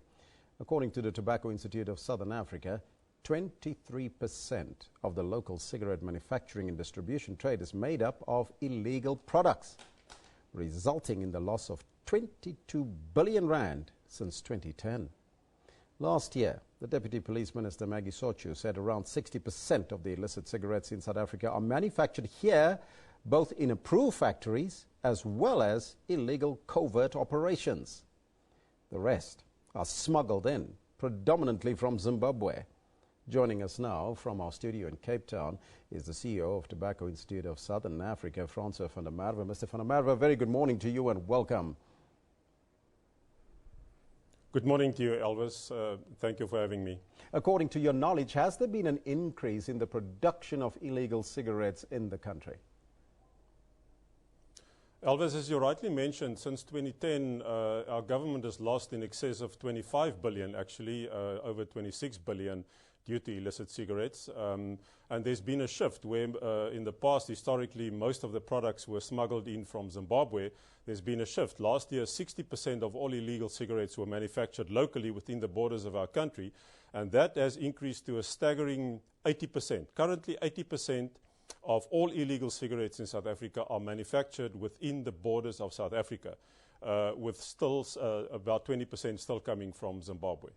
Is enough being done to combat the production of these cigarettes right here on our home soil? Well, we believe this is low-hanging fruit, as I would like to call it, because there's 4 billion rand a year there for the taking.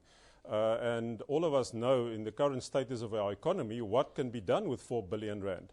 And the fact that it is local manufacturing at the moment actually makes it easier. So we need, although very good work has been done by Revenue Service and law enforcement agencies, the police, the Hawks, the Defence Force, the prosecuting authority to bring these perpetrators to book, more can be done. And we've seen a slight reduction, but there's much more to be done. And the fact that it's local manufacturing now actually makes it easier, because we believe that SARS should take much stronger control over the manufacturing process, so that what they do is excise manipulation, so that they can stop that. And how it happens is manufacturing, for example, 1,000 cases of cigarettes and only declare 200 to SARS and pay tax on that. And the other 800 is going out the back door and thereby being able to subsidize the prices. And interesting to note that the minimum collectible price at the moment is 15 Rand 10 cent per packet. The bulk of the cigarettes in the market, illegal cigarettes, can be found way, way below that, even below 10 Rand. So yes, tighter controls from revenue services on local manufacturers to ensure that what goes into the factory is declared as production on the other side, and then criminal investigations and prosecutions so that those criminal syndicates can be brought to book. Do we know what happens to the proceeds made from these illegal cigarette sales? Well, according to Interpol and other international organizations, it has been proved around the world that cigarettes, being a money spinner, funds all sorts of organized crime, money laundering, leaving the country, capital flight, funding other criminal activities such as weapons and other sorts of smuggling, such as children and so on and so forth. That's according to Interpol. So this is not only about, for consumers, about buying an illegal packet of cigarettes. This is actually fueling organized crime. In the context of our country and the state of our economy, we cannot afford that because the legal industry, which I represent, makes a huge contribution in this country and in the region. People will be surprised if I can mention some of the contributions that the tobacco sector makes in our region. What is your response to the introduction of plain packaging for cigarettes? Well, once again, linked to the economy of our country, we believe that we should be very careful and cautious by introducing any new legislation. And any new policy should be carefully considered. Will it enhance the economy of our country or will it undermine the economy of our country? And we are firmly of the belief that plain packaging will undermine, and we cannot afford that because plain packaging is basically stripping the products from all branding, all trademarks, all distinguishing logos, colors, fonts, etc., which makes a brand unique. And if that is taken away, it is logic that the product will be commoditized because all products now will look the same. Government will prescribe the pictures that must go onto packs, and only in a small font at the bottom of the pack or the top of the pack you will have the brand name. So products will be commoditized, and we believe the introduction of plain packaging will make this a counterfeiter's paradise. With our market already being a quarter illegal, and the introduction of plain packaging will simply be heaven on earth for the illegal criminal syndicates. And once again, will that policy undermine our economic objectives and the objectives, development objectives of the government? Absolutely yes. The tobacco sector employs 2,000 to 3,000 people in factories, 8,000 to 10,000 people on farms, 35,000 dependents on deep rural areas, and supports more than 180,000 people down the value chain with over 500,000 dependents. If we look into African countries and the role that the legal tobacco sector plays, the efforts to reduce child labor, the efforts to plant trees, to eradicate deforestation, this is a responsible sector and it needs to be involved. I want to say that we fully support the objectives of the health minister and we want to work with him. That even if he wants to change the health warnings on packs, we would not be opposed to that. But plain packaging is an extreme and an unlawful measure, and we would like to commit publicly to the Minister of Health, please involve us, involve the public, involve the retailers, involve consumers before you embark on the introduction of plain packaging, because the indications are that it is not working, but there's a direct link to increasing illicit trade, erodes investor confidence, and further fuels organized crime. And the only winners in the illicit economy are the criminal syndicates. But then the question, Mr. van der Merwe, is what about the health of the country and its people and the impact that cigarettes and illicit cigarettes, for that matter, have on our health? We absolutely support, and our view is very, very plainly that tobacco products and the use of tobacco products are harmful to people's health. And therefore we support and we believe that tobacco products and the use of the products and the industry should be regulated, but the regulation should be reasonable and evidence-based. It should be practical and it should be enforceable. We have very good laws in this country, and we believe in better education along with sensible evidence-based regulation. And by doing that and implementing that, we believe it is very possible for the minister to reduce the consumption of tobacco products. But it's also not a matter of either health or economics. There's a place for both. If smoking is banned, for example, it will never work. We've seen in the history that banning something will not work. There's more than 1 billion smokers around the world. There's almost 8 million users of tobacco products in South Africa. That will not go away over time. It's a long-term project where people need to be made aware, where especially better education for the youth about the harmful effects of not only tobacco products but other harmful products, and a balanced regulatory framework. It is possible, but extreme measures such as plain packaging, for example, will go beyond and have impacts. Let me tell you this, that illicit trade is selling mostly, as I said, way below 15 Rand and even below 10 Rand. And that's by evading the taxes. So the more extreme you go with regulatory measures or high taxation, the more you could actually stimulate consumption, because by putting cheap cigarettes on the market, you actually stimulate consumption. Youngsters can buy it with their pocket money, poor people can buy it, pensioners can buy it, those very people that you want to protect. So our plea is sensible evidence-based regulation, better education within a reasonable, workable regulatory framework. And to that we are committed. But plain packaging will not bring that, because, as I already said, it will open up and this country will become a counterfeiters' paradise. Those manufacturers who are actually producing the illegal cigarettes by not paying their duties are actually advocating for plain packaging. And why? Because if there's plain packaging, they're just going to make more money. Because the product is commoditized, it's not competing on its brands and its distinguished brands. The manufacturers can't stand behind those brands because it's all commoditized. It's all selling on price, down trading, and all consequences which are bad for our economy at this stage. Francois, thank you so much for your time. Thank you, sir. You're more than welcome. That was Francois van der Merwe. He is the Chief Executive Officer of Tobacco Institute of Southern Africa, joining us in our Cape Town studio. Thank you so much for your time and your argument. You can hear all the arguments, but we're asking you that question. Do you think that smoking should be banned completely?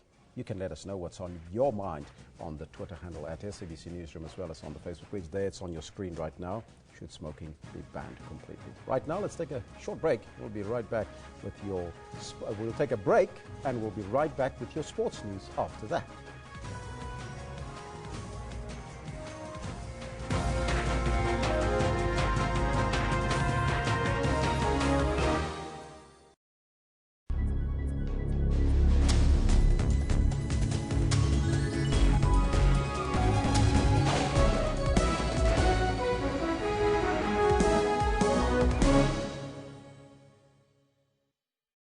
Why are electoral systems important in a democracy? We think of democracy as voting people into office.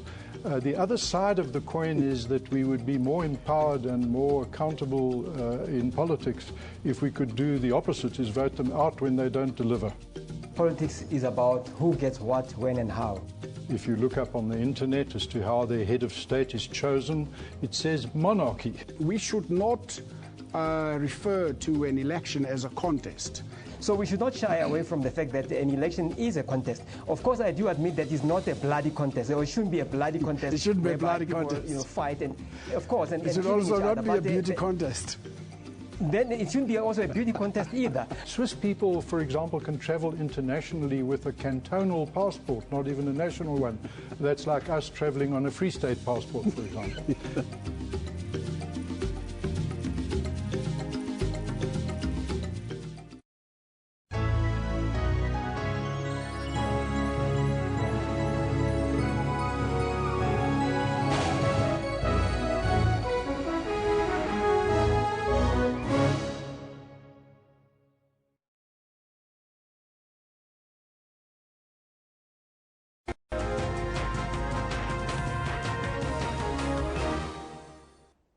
Good morning, welcome back. I'm Kendall Makhamat. I've got your sports on Newsroom, time being just after 10:30. Now, Springbok coach Alistair Coetzee says he's confident that the team's new captain will do a fantastic job for the national side. Adrian Strauss was named as the new Springbok captain in Stellenbosch yesterday. He will lead the Boks when they take on Ireland in a 3-test series starting next week on the 11th of June in Cape Town. Now, Springbok coach Alistair Coetzee made the announcement in Stellenbosch, where the Boks are preparing for that first test. Strauss, a popular figure amongst the players, follows in the footsteps of long-serving Springbok captain Jean de Villiers, as well as Victor Matfield, Skalkberger and Fourie du Preez. Coetzee said he decided to appoint his new captain before the first training session when he saw the respect that Strauss commands from the players. Strauss, who's got 54 caps, has shared the Bok vice-captaincy role with Bismarck du Plessis and is also a former Cheetahs skipper and the current Bulls captain.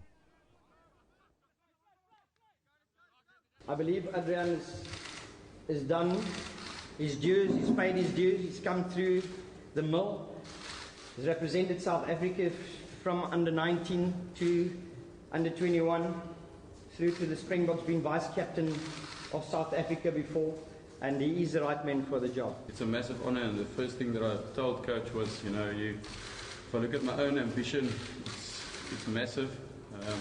You don't even dream of becoming a Springbok captain. So it's a massive honour, but I told him as well that, it needs to be the best for the team, and the players need to accept that as well.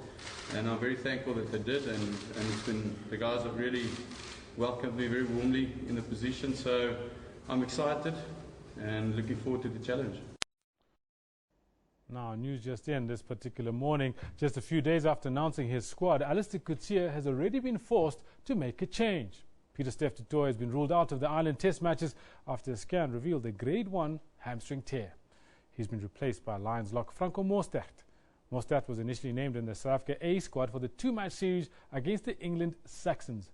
His place in the A side has been taken by Stephen Lewis of the Sharks. The Boks have a full training session today, but Jesse Green and Trevor Nyakane will both sit out as they're also nursing injuries. Now, Mamelodi Sundowns capped an awesome season by sweeping almost all awards on offer at the 2016 PSL Awards ceremony in Kempton Park last night. Zimbabwe's star midfielder Kama Billiat was the biggest winner on the night, claiming 3 awards, including the coveted Footballer of the Season trophy. It was a memorable night for Sundowns. And the winner is Kama Billiat! It came as no surprise to see Billiat, who mesmerized opposition at will on the field of play, walking away with the biggest award on offer. The Zimbabweans' combination with Keegan Dolly and Leonardo Castro made Sundowns tick as they were firing on all cylinders and they were dubbed the CPD. Billiat was also named the midfielder of the season as well as the players' player of the season and pocketed a total of 450,000 rand. I just want to thank God. I can't believe in myself.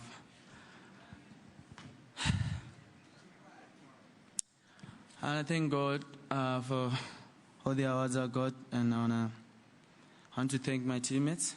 I want to thank my president. To thank the coaches. It was not easy, but here I am today. I want to thank everyone. Thank you so much for the support. Thank you. The record-breaking Sundowns had 3 more winners on the night. Thabo Nthethe won the Telkom Knockout Player of the Tournament award as well as the Defender of the Season trophy. Dennis Onyango's shot-stopping prowess won him the Goalkeeper of the Season accolade. The Brazilian's coach Pitso Mosimane deservedly walked away with the Coach of the Season award. I'm just the recipient of this award. The people who did the job are the boys over there. Without them, we would not be having this. Thank you very much. The late Cecil Lolo and the SuperSports United's marksman Jeremy Brockie were named the MTN 8 and the Nedbank Cup Best Players respectively. And the award of the Best Young Player of the Season went to the 2014 Nedbank Kiona graduate Oprimo Diba. Mduduzi Ndlovu, SABC News. And so it was that the season ended with Zambian national Collins Mbesuma once again topping the goal-scoring list on 14 netted for his club. In an inspired attempt to change this for the better, Fikile Mbalula, the sports minister, plays 500,000 rand to any South African player that scores 20 or more in future. The one who scores more than 20 goals in the next season will get 500,000, because we want to encourage South African, but that must be South African. So that's what we want, because football is great and football is big. It's the #1 sport in the Republic, and it's loved by our people. And that's why we come here and come and observe this great occasion of the PSL Awards. Now, South Africa's Olympic-bound rowers had their final competition in Europe ahead of the Rio Olympic Games. And it was tough going at the World Cup 2 regatta in Rotsier, Switzerland, this weekend. None of the crews managed to win their races at the final major competition they'll have ahead of Rio. Both pairs finished fourth. Kate Christovitz and Leanne Percy were unable to take advantage of the withdrawal of the British world champions, and the race was dominated by the American crew. The men's pairs race was a close one, won in the end by world and Olympic champions Hamish Bond and Eric Murray of New Zealand. The Dutch and British crews finished with identical times, a rare occurrence in rowing. Lawrence Britton and Sean Keeling were a close run fourth. The double sculls crew had more success. James Thompson and John Smith were in a tough race and did well in the end to chase winners France and earn bronze. That gives us an advantage. We know each other really well, but we go home now and we've got to train really well. We put a good block together, and selection is one thing, but our goals are beyond that. Our goals are for the games, and we hope to put a good 6 weeks together now. The women's double sculls crew of Kirsten McCann and Ursula Krobler had the best finish of the South Africans on the day, coming in second behind a flying Canada. We're really happy with our weekend of racing. We had a really good build-up to this week. In a couple of weeks after, very easy. And so we just wanted, it was obviously a good gauge to see where we are, and now we can go back to training and just focus on one day at a time, just like we did with this race, one race at a time. The crews all return home now for further training, along with the men's 4, who added their name to the potential South African team list for the Olympic Games last week.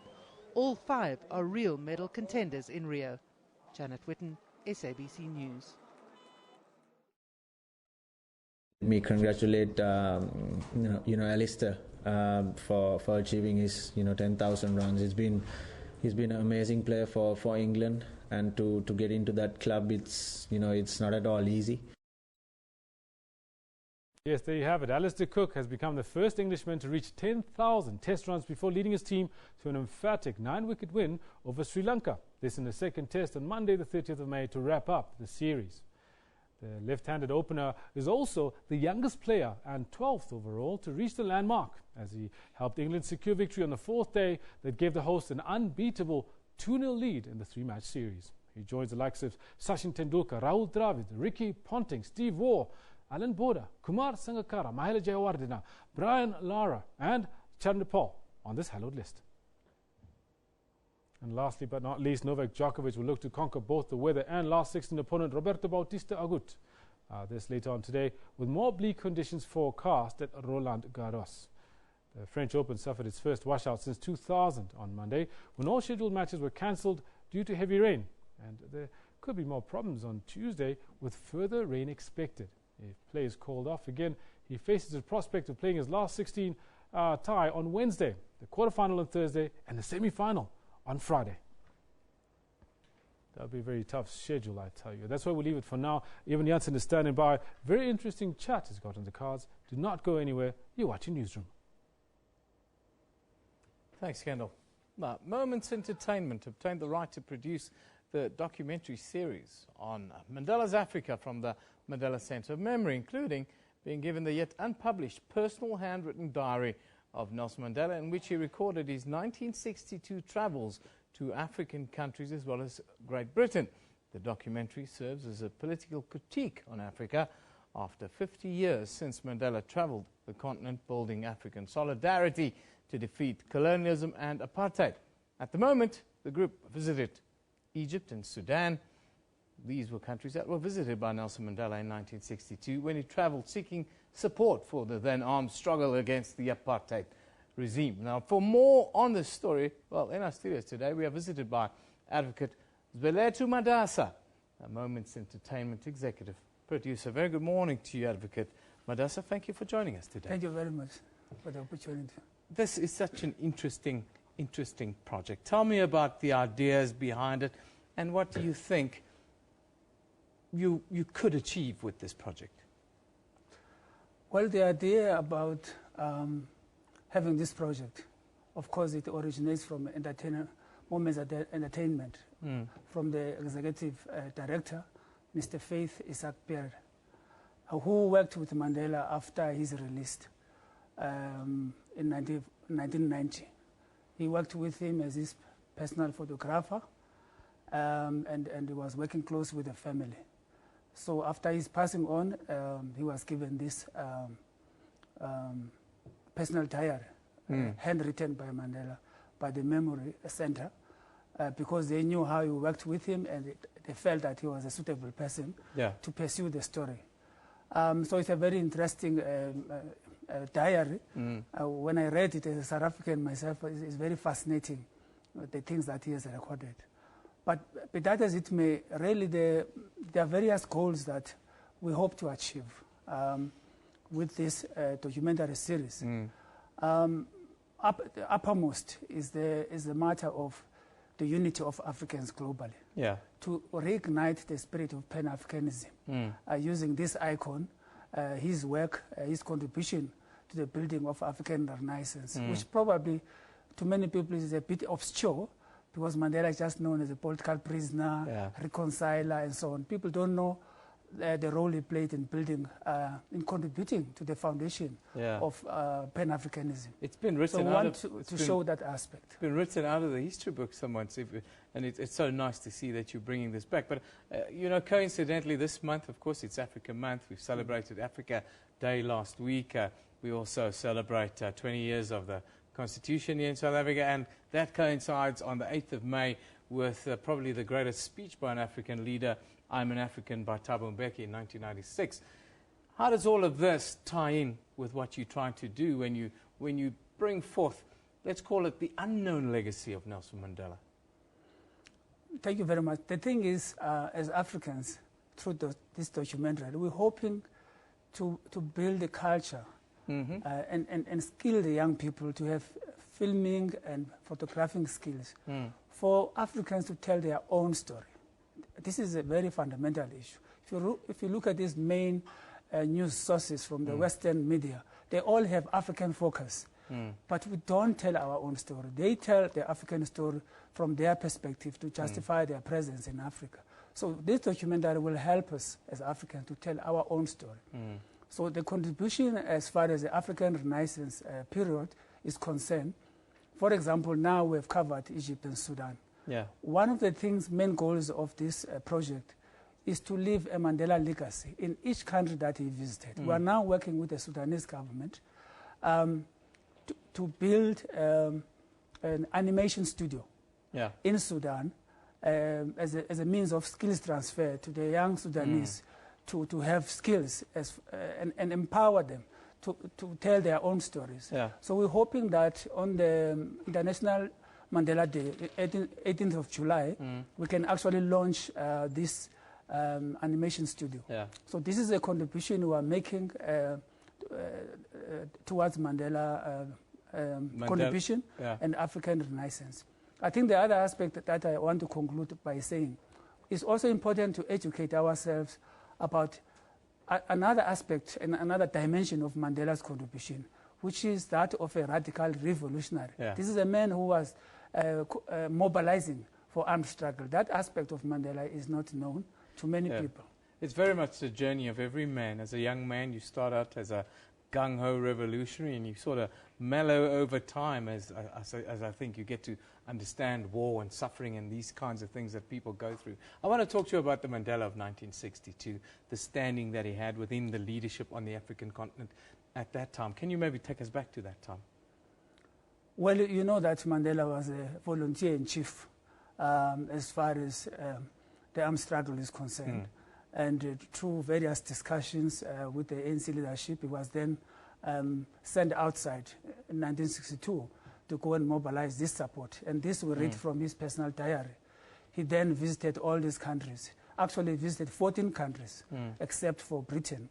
And those countries are Botswana, Tanzania, Ethiopia, Egypt, Sudan, Libya, Tunisia, Morocco, Algeria, Mali, Senegal, Liberia, Guinea-Conakry, Nigeria, and Ghana. All those 14 countries, evidently, he met various heads of state. People who were head of state at that time in many countries.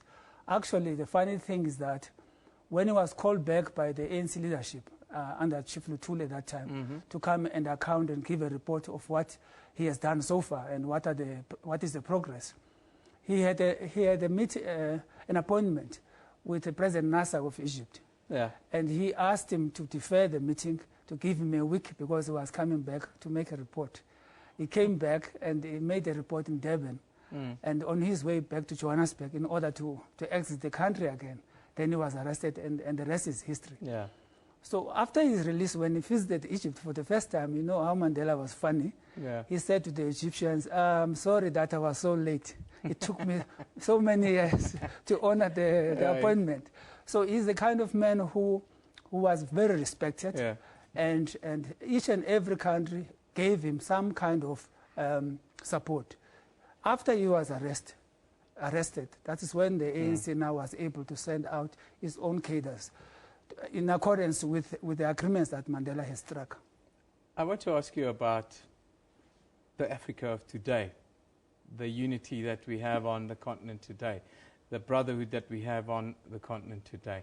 Have we lost something compared to what we had in 1962? Well, that's a very huge question. I think the documentary will educate Africans, young people in particular, about a very strong sense of solidarity at that period during 1962. Very few African countries were independent at that time. These people, despite almost non-existent resources, they pledged this solidarity. We know that after, as I was saying, the ANC people were trained in all these countries where Mandela had opened the way. These leaders pledged this solidarity and gave material support.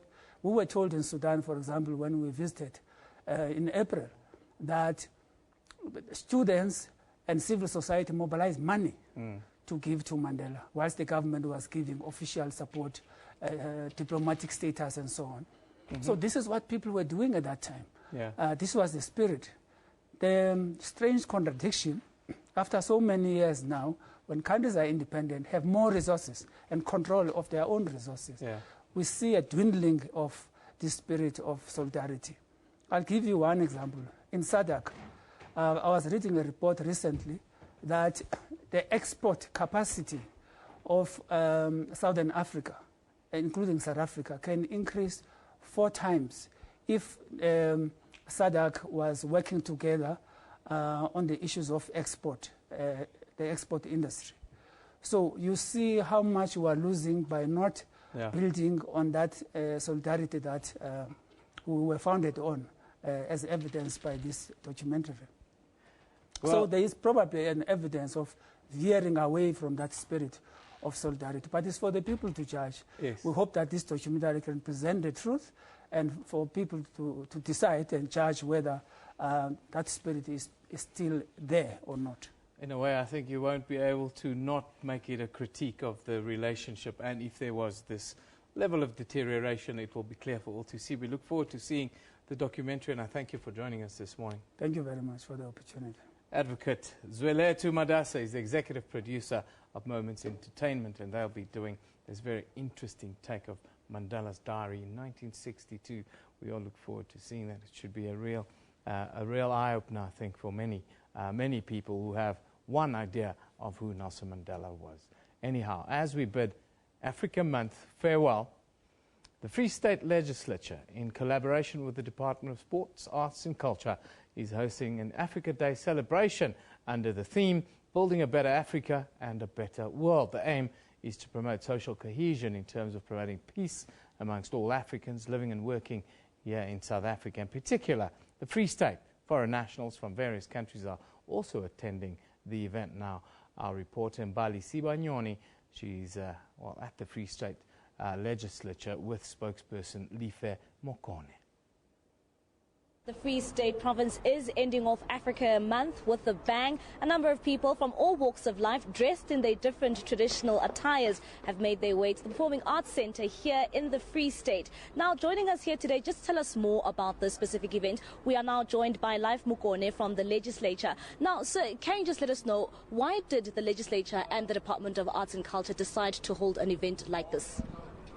Look, the Free State Legislature, as part of institutions that advance democracy in South Africa and in the continent, led by the Speaker, Honorable Mamiki Qabati, together with the Honorable Premier of the Free State, Premier Makhashwili, have decided that from now on we will be hosting Africa Day as part of a month-long program. So, as usual, we normally do it on the 25th, but the Free State has decided that we'll be doing it throughout the month. Part of what we're supposed to be doing is to celebrate our Africanness, is to celebrate our culture, is to celebrate all the things that defines our humanity as Africans. And we do understand as well that within South Africa there's a lot of African nationals who are here. Most of the time they are being ill-treated by our people because of ill-conceived notions. So part of this particular celebration is to clarify ourselves that we are one people, we are one Africa. And why did you also decide to bring about all the other African cultures? We do know that a number of people have made it here, a number of African nationals as well. You've actually mentioned about 15 countries are represented here today. Why did you decide to introduce them as well and to incorporate them into this event? It is not the first time. We did the same thing last year. It was an extravaganza. It was a hail of a party whereby Africans have come together to celebrate their humanity. We have done this because if you look at Free State, there's a lot of African nationals who live here. Most people are only exposed to Nigerians. But we've got a whole lot. We've got Ethiopians here. We've got Ghanaians. We've got Zimbabweans. We've got Zambians. So we thought that in times like this, we've got to bring them together to taste their food, to be exposed to their culture in terms of, the clothing style and all that. So that is why we are saying, let's be with them, let's celebrate with them, so that we can, deal away with the barrier that divides us as Africans. We also know that a number of activities have been planned for today. What can we expect throughout today? Well, one of the highlights of the day, of course, is what we call the ensemble. The initiative of the Speaker of the Free State Legislature, whereby all artists in the Free State would have come together to participate in a very long African song, which means African unity. It's one of the beautiful songs that explicitly exposes our culture, our humanity. So following to that, we'll also have an ensemble of African nationals who have come together to produce one of the beautiful songs that only the people who will be here and those who will be tuning on their televisions will be able to enjoy. So we are very, very elated. We are sure that this is going to be a very big day for us. Thank you very much, sir. And that was Life Mukone, and he's just letting us know that what to expect throughout today. We do know that a number of people are here to represent their different cultures, Zulu, Xhosa, Sesotho, and it will definitely be a joyous day for the people here. It's back to you in studio. Thank you. Of course, today is also World No Tobacco Day. That was our theme today. We asked you a question: should should smoking be banned completely in South Africa? We've had lots of traction. Lots of people are very unhappy about it, about us even asking the question. Others are very happy that we're asking the question. Let's take a look at some of the comments. Now, Sizwe says, Newsroom, I just think the world must ban guns and nuclear wars before they can ban tobacco. That's not going to happen. Unati says, Newsroom, yes, it must be banned, but if they do so, they must forget alcohol because they go together. They must not forget alcohol, I think. Dika says, if smoking is banned, premised on the fact that it does pose a threat to global health, the prohibition of alcohol should follow. Yes, that's fair. Christian Kleinon says, Newsroom, Leon Lowe is right and I agree, but somebody else's pleasure should not infringe on my right to a safe environment, says Christian Kleinhans. Well, those are some of the views. We've had lots of various views, very different views on today, of course. Now, I'd like to introduce a new member of our team, a young man that's joining us here on the weather desk. His name is Sihle Konene. Very good morning, Sihle. Nice to have you with us. I'm good. How are you? Very, very good. Sihle, I always joke with Paul that the weatherman is the only person that can get it wrong and not lose his job. But you promise to get it right most of the time, eh? I'll try. I'll do my best to get it right. Sihle, yes.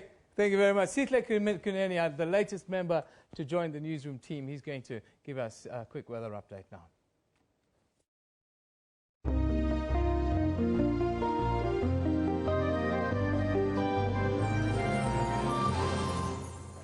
Well, thank you very much for introducing me. I am Sihle, and here on the theme as it is Africa Month, and I'm going to give you the weather for the whole of Africa, starting by taking a look at your satellite image, latest satellite image. You can see that we do have not so much happening in the southern parts of, in the SADC countries, but over the central interior of our lovely African continent, we do have some convective clusters. That's what you call convective clusters. There's a lot of rainfall that you see from these bright white clouds. As you can see here on our model, this is the projected rainfall. The blue, the lighter shades of blue showing us light rainfall, and the purple parts, over some parts, we're expecting a bit more rainfall over there, and that's for Tuesday. So that taking a look going further, you see that most of the rainfall is moving towards the western parts. Most rainfall does fall in this time of the year in the central parts. Now, taking a look at the SADC, the southern parts of Africa, we do have some partly cloudy conditions, especially looking at the east coast, while over the central interior we're having clear skies with warm temperatures. Looking at Windhoek, 24 degrees Celsius, Walvis Bay, 27. Now you'll see, just take a notice that as we go further up north, it is a bit warmer and more rainfall is expected there. Now let's go, starting by taking a look at first Dar es Salaam. We've got 31, just like I said, it's already warming up over there. And we've got Kigali at 24 degrees Celsius with a little bit of rainfall over there. Now going further north, we're still expecting sort of a similar trend. It gets warmer as we go north. We're moving towards the tropics. You see, we've got clear skies over in places in the northern part. We've got Katron at 43 degrees Celsius, Addis Ababa at 24 degrees Celsius with a bit of partly cloudy conditions, but sunny as you go further north. Now let's move even further to the north, going towards places like Dubai. Over the Middle East, we've got still warm temperatures, warm to hot. Look at Dubai, we've got 40 degrees Celsius in Dubai, and places like Cairo in Egypt, we've got 37 degrees Celsius.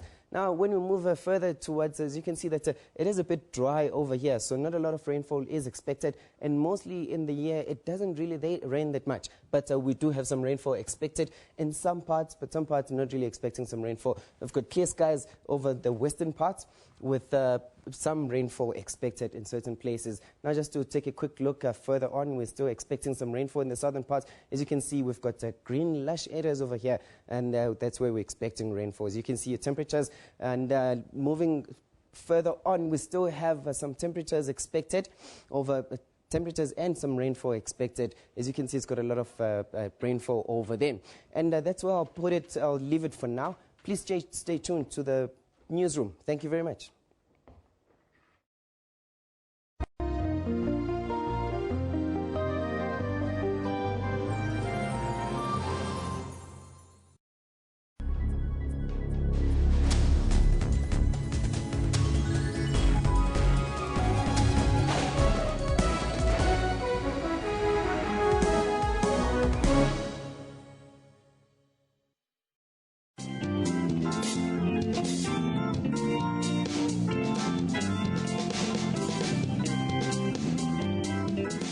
Vera Ephraim defied family and traditions to follow her dream.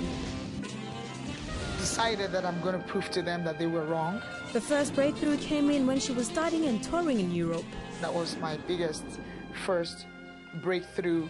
Generations was her first television debut in South Africa. It was my first gig. I was very excited. I was very happy. I said, yeah, this is confirmation I'm at the right place. After pain, rejection, and suffering, her dream became a reality. I followed my path. and I'm happy and grateful and blessed. Join your host, Wileng Mulabati, on Bupilong every Friday at 17:30.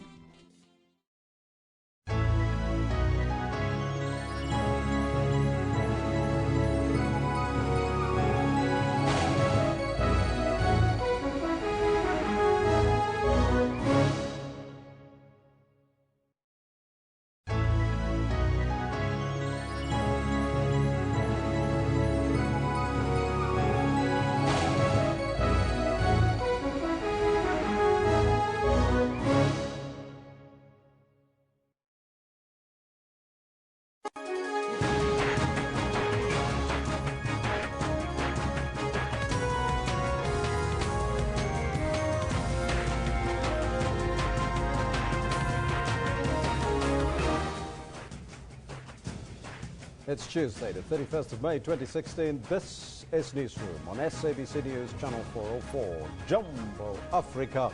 And a very warm welcome to the final hour as we broadcast live from our Auckland Park studios here in Johannesburg to the rest of the African continent. I'm Elvis Preston. I'll be with you until 12 o'clock.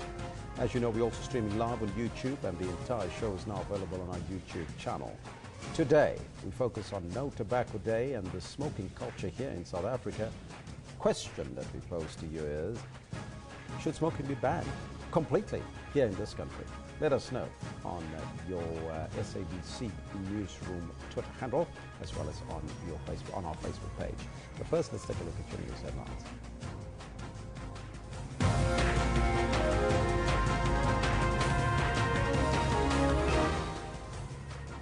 The ANC is to release the outcomes of the National List Conference and the NEC meeting held over the past weekend.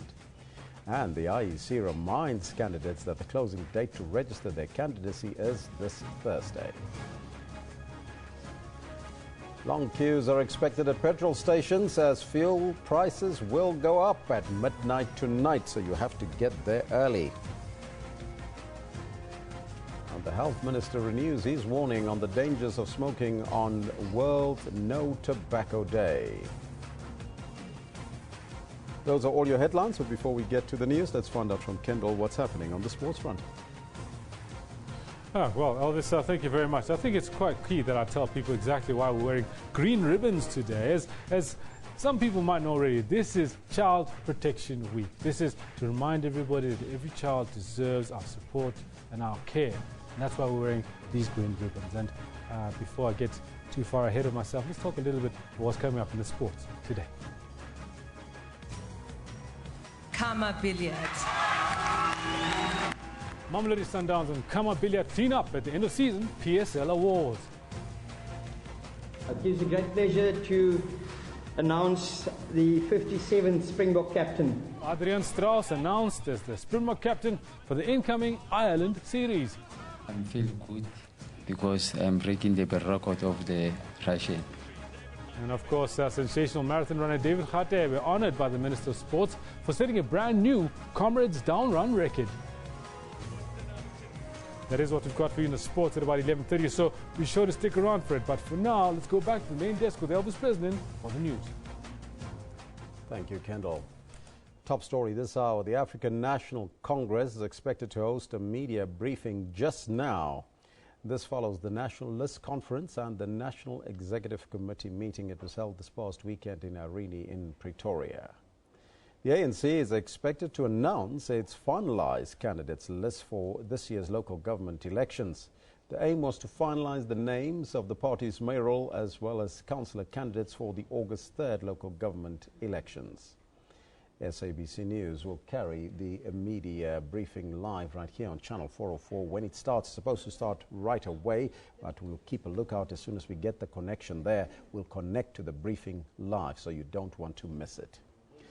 Meanwhile, the Deputy Chairperson of the Independent Electoral Commission, the IEC, Terry Tsalani, has reminded the independent candidates that the closing date to register their candidacy for the local government elections is on Thursday. Tsalani also says the number of independent candidates during the local government election has increased. He says this is good for democracy. Tsalani spoke to SABC News earlier and was asked what an independent ward candidate is.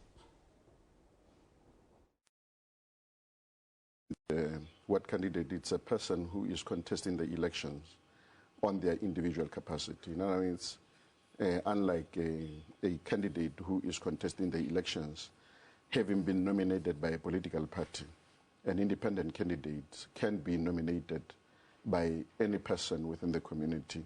You can even be nominated by your own family members to contest as an independent. Okay, but that person is not accountable to any political party. Okay, but the nomination process has to occur. You've got to be nominated, but you don't have to be registered like a political party does. No. You don't have to register as a political party because you'll be contesting as an individual.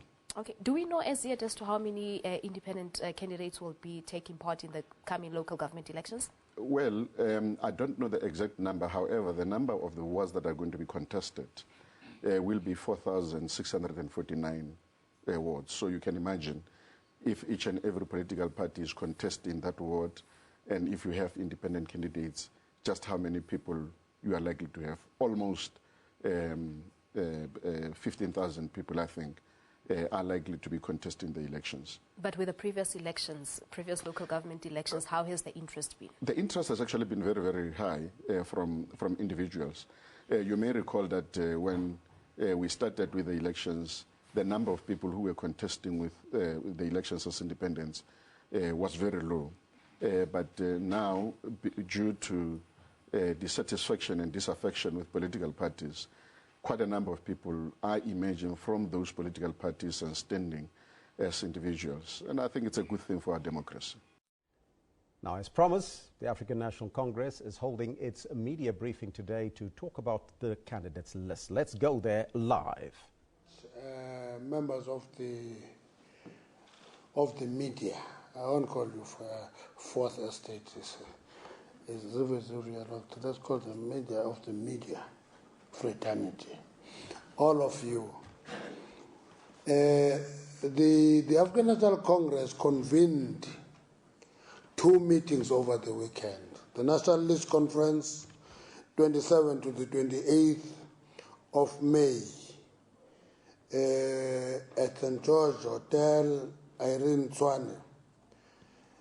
And the National List Conference is a culmination of an extensive and a thorough process of internal democracy that saw communities throughout the length and breadth of our country select candidates for the 2016 local government elections for the ANC.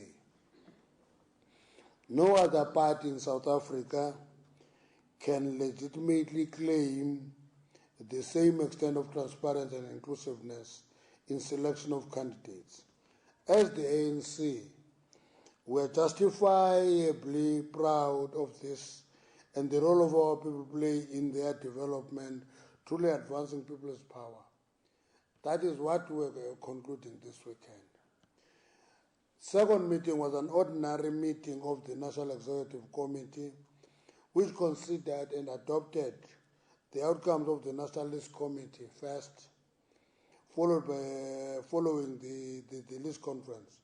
And the statement reflects the resolution of the NEC meeting, inclusive of adopted position of the National List Conference.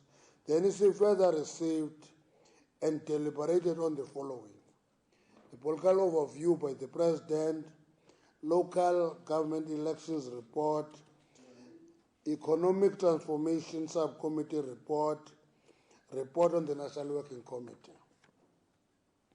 The National List Conference, the National List Committee, which is chaired by the Secretary General of the ANC, composed of 6 members of the ANC, senior enough, no direct interest in the outcome of the candidate selection process, as well as representatives from the alliance partners and the leagues. Now, when we talk of the National List Committee, it's not just a purely ANC team. 6 ANC members, alliance partners, leagues in that committee.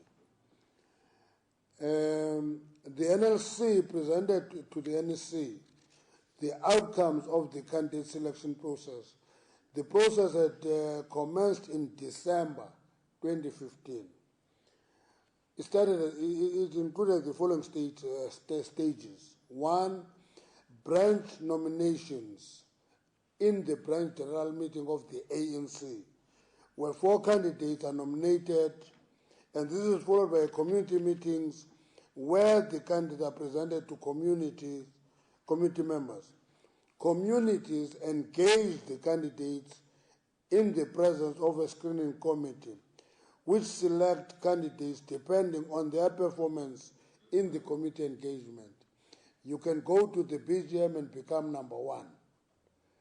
When you go to the community meeting and you are asked questions in the community meeting, you don't perform in that process, you may end up number 2, number 3. And these outcomes are presented to the regional list committees, which convene a regional list conference that actually deal with a number of the ordering of the prior, that is proportional representation, and look into all the branches. Then that goes to the provincial list committee. The regional list conference considers the ordering of the proportional representation list. No tampering of ward candidates is allowed. I want to repeat that. No tampering of the ward candidates is allowed in the regional list conference. The outcome of the regional list conference is presented to the provincial list conference. It is outcome of the provincial list conference that is presented to the national list conference. That provincial list conference is an extended provincial executive committee meeting, which includes other components, the allies, the leagues, and finalize that list. Provincial list conference may make adjustment to the list of no more than 15% to ensure adherence to the principles that are outlined below. So the provincial list conference can adapt here and there. 1, all candidates list were extremely scrutinized national list conference to ensure that they meet the following unassailable principles that must characterize all lists. This is what that intervention of 15% to the PLC can tamper with. To ensure that a minimum of all the lists, a minimum of 50% of all candidates on the list must be women. That's why there is that space for intervention by the provincial list committee. 2, a minimum of 20% of all candidates be youth. We define youth as anybody who is 35 years and below. We granted an exemption to people who serve in structures of the youth, that is Youth League and the YCL. Those who serve in structures who may be 36, 37, but still hold office, we exempted them, we added them to the number of youth. Thirdly, that a minimum of 2% of all candidates must be people with disabilities. Fourthly, a minimum of 60% of serving councillors must be retained in the candidate list to ensure continuity.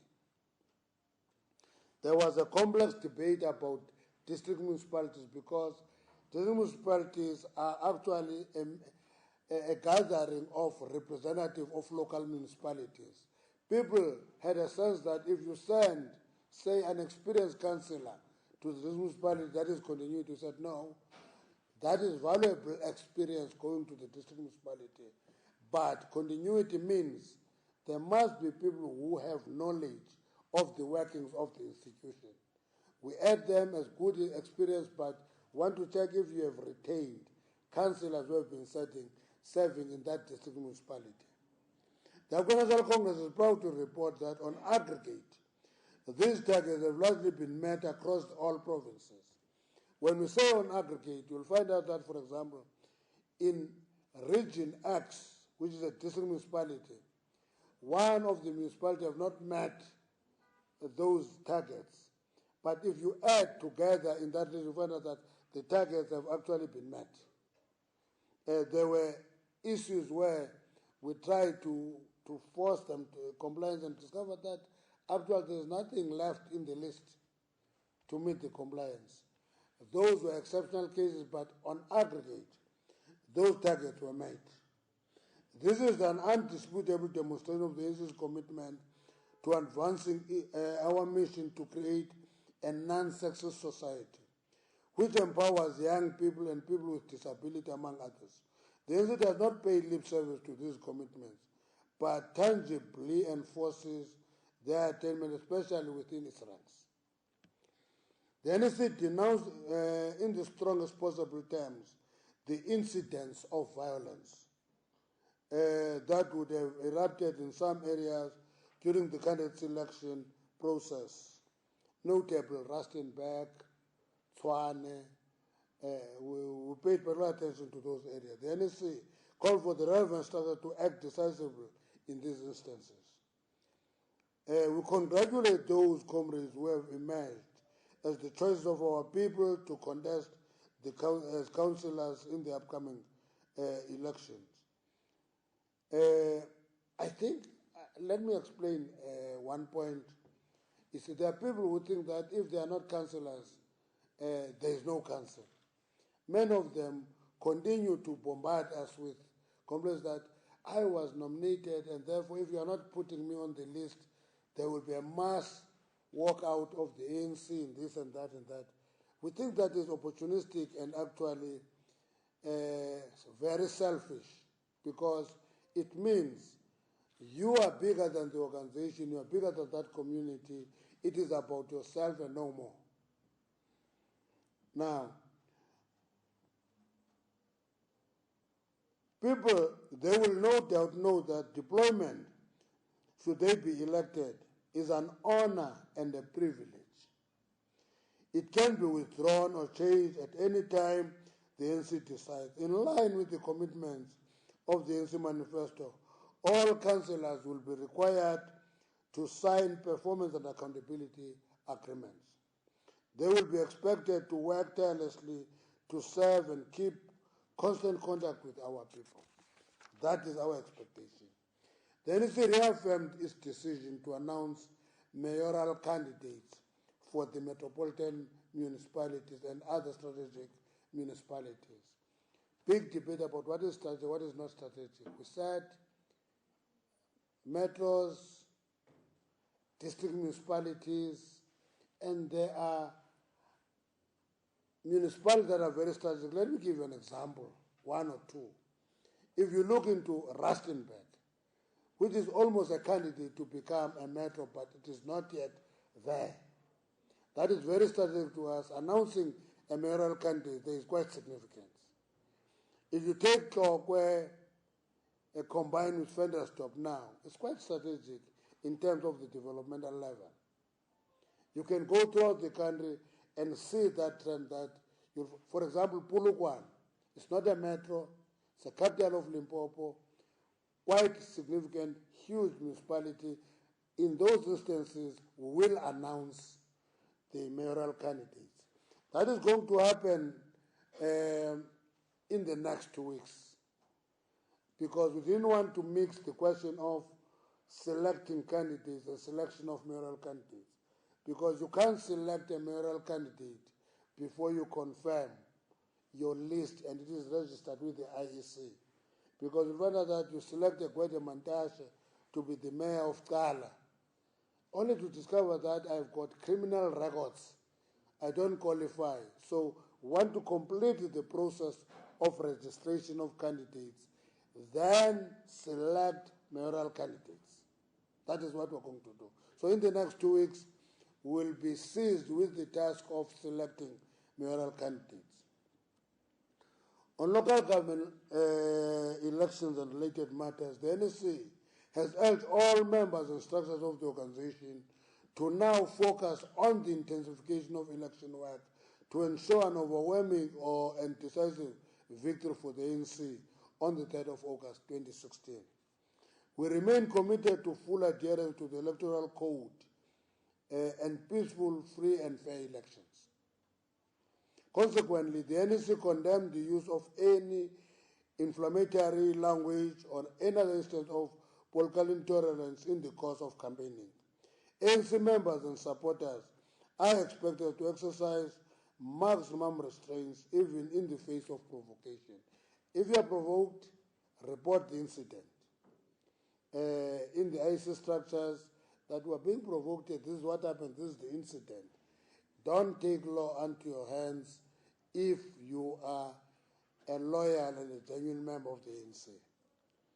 The NSA expressed itself strongly against the continuing practice of destruction of private and public property as part of community protests.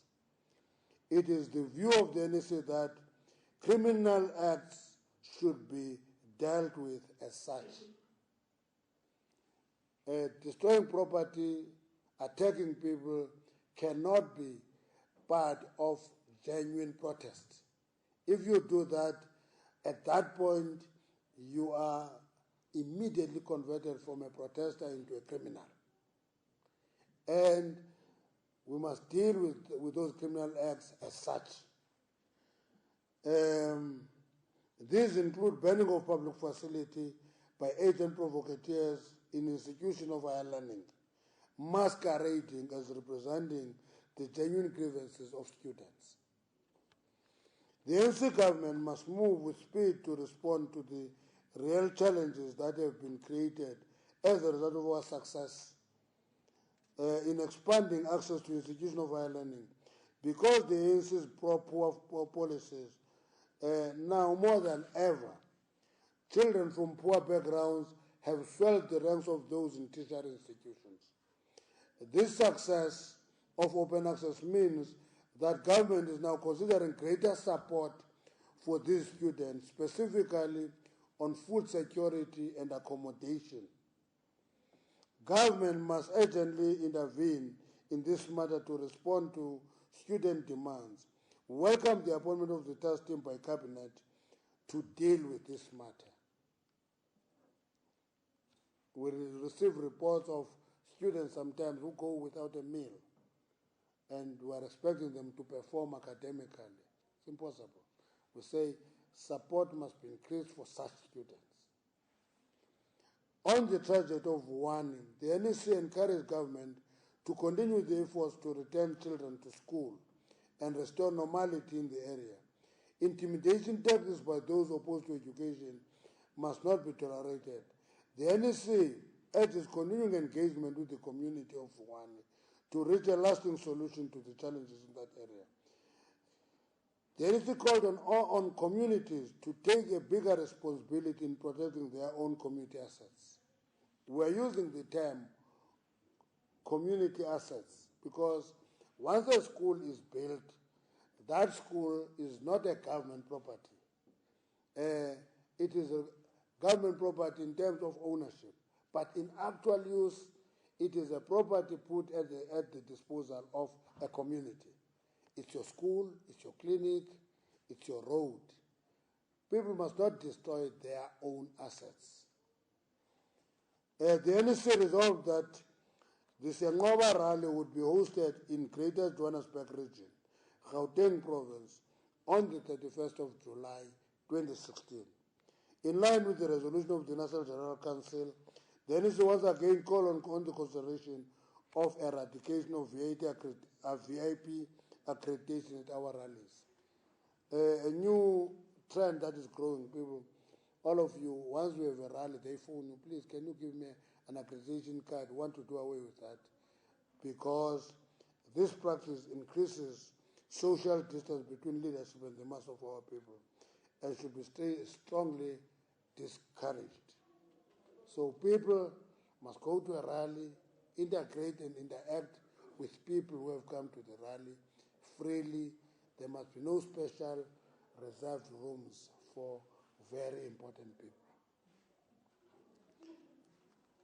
On the economic transformation, the NSC received a report of the Economic Transformation Subcommittee, whose chairperson walked in here late. He's the only man who has a hat in a house, in the room. You can't put a hat in the room. Only the chairperson of the Economic Transformation Committee can have that head inside a room. No other person does that. We sought to identify action that will be that will aid economic recovery directly and urgently. The report of the ETC subcommittee, together with the actions proposed, was based on the accelerated implementation of the 9-point plan announced by the government, which remains a meaningful instrument to bring about tangible change in the economy. The NEC identified the following as being critical to halt the decline in South Africa's economic growth forecast: ensuring security of energy supply, revitalizing agriculture and agro-processing, encouraging private investment, re-evaluation and reform of the role of state-owned companies and development finance institutions. The NEC noted that good progress made in the past 20 years in improving the living standard of our people. However, the global financial crisis has undermined these gains, and as a result, South Africa and many other countries around the world continue to experience a prolonged period of low economic growth and rising unemployment. During these difficult conditions, the government responded by pursuing counter-cyclical measures in order to promote economic growth and development. Due to the prolonged nature of the crisis, we are now experiencing rising debt levels. The new priority for fiscal policy now is that expenditure must be controlled and tax revenue raised in order to avoid debt trap. Accordingly, the ANC supports the government fiscal stance with its associated cost containment measures. The ANC welcomed the labour market interventions. The ANC supports the engagement between government, organized labour, business and communities in dealing with, among others, the duration and the violent nature of strikes. The NEC further noted and welcomed the report indicating progress in the implementation of the national minimum wage. We trust that all social partners will speedily conclude all outstanding matters in this regard. Youth unemployment, in particular within the 15 to 24 years old cohort, must receive greater attention. To this end, the NEC adopted a proposal to massively broaden focused vocational training among this group. By so doing, government will develop much-needed technical skills in our economy, increase productivity, and reduce unemployment. A task team to implement this proposal has been established and is expected to announce the program commencement by January 2017. While land reform remains the focus of our redistribution pillar, there is a resolve that special attention be given to the production side as well. Support measures such as access to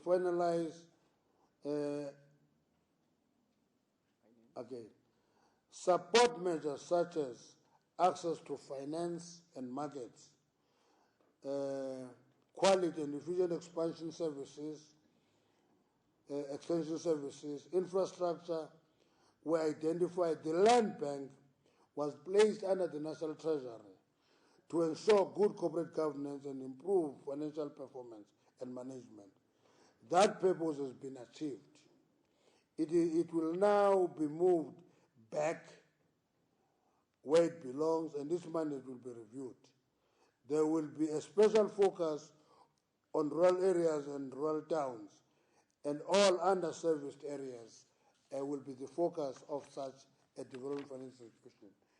There are continuing discussions on the role of development finance institution in supporting development and small and medium and micro enterprises.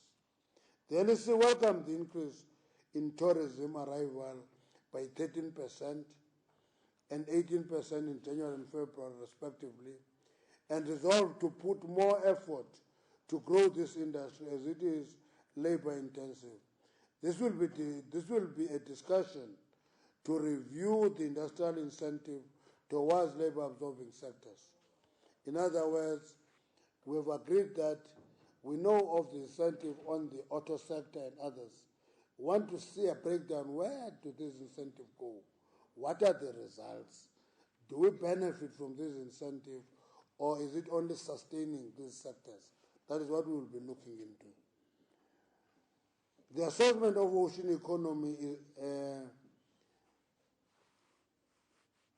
is that it could generate an estimated GDP contribution of 129 to 177 billion rand by 2013. In its 18 months operating period, it has already unlocked about 17 billion investment, meaning that as we started in 2013, up to now, there is progress.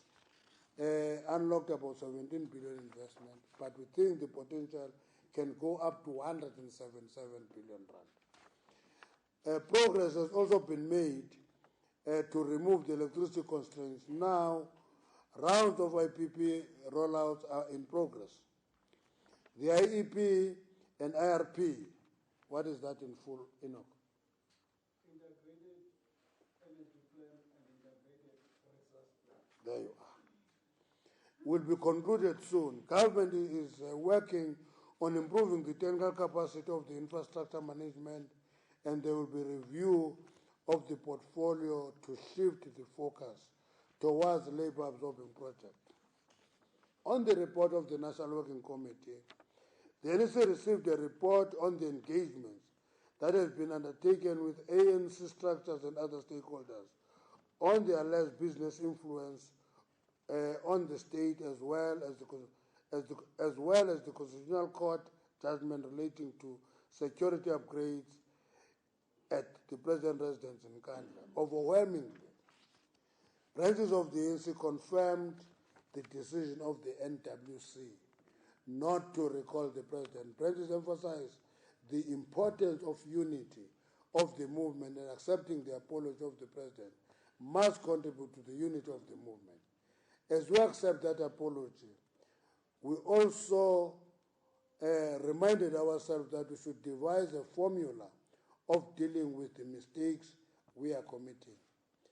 Because sometimes we commit mistakes ourselves and we open ourselves up in that process.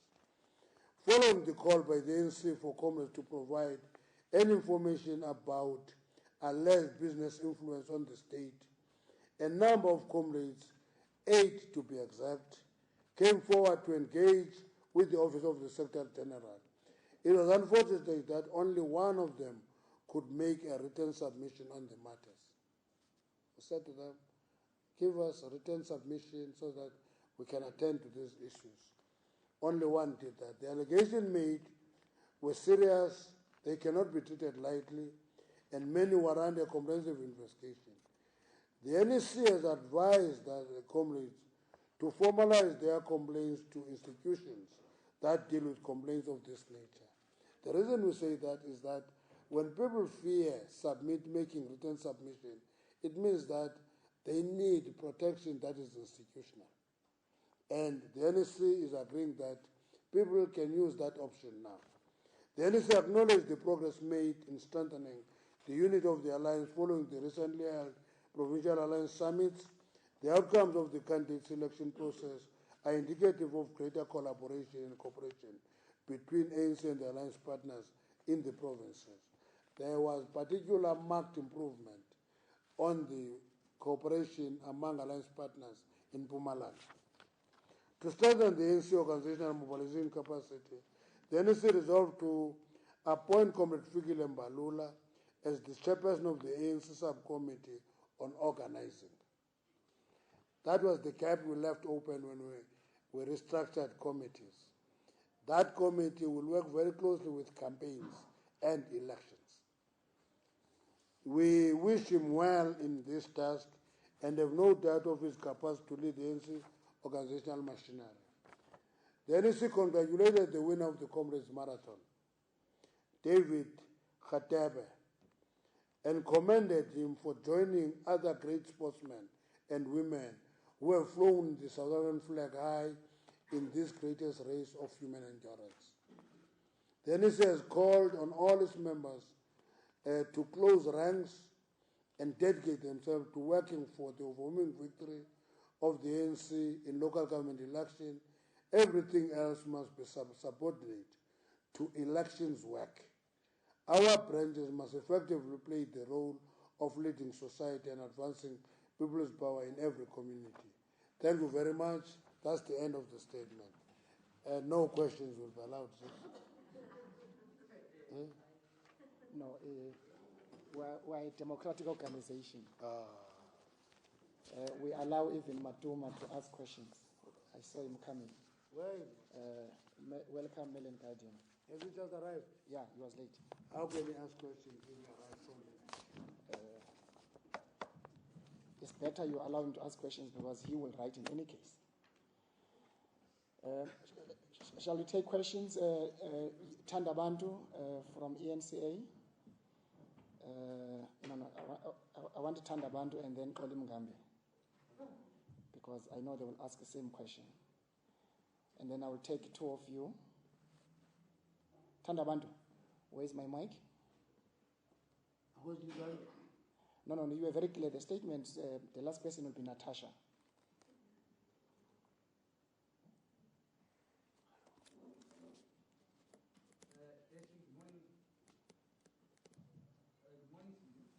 Morning, Tandabantu.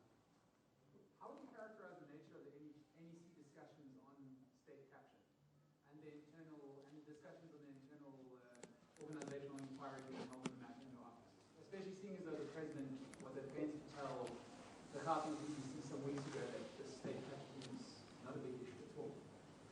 Moreover, what was the NEC's response to NEC member and Finance Minister Krabbe Ngqo's media statement calling on South Africans to protect the Treasury from nefarious forces trying to subvert democracy and the rule of law? And lastly, you asked these 8 comrades to make submissions to the relevant organizations regarding state capture. Which organizations did that? And is there any particular reason why, after 8 people came and laid their delegations at your door, they did not make a formal written declaration?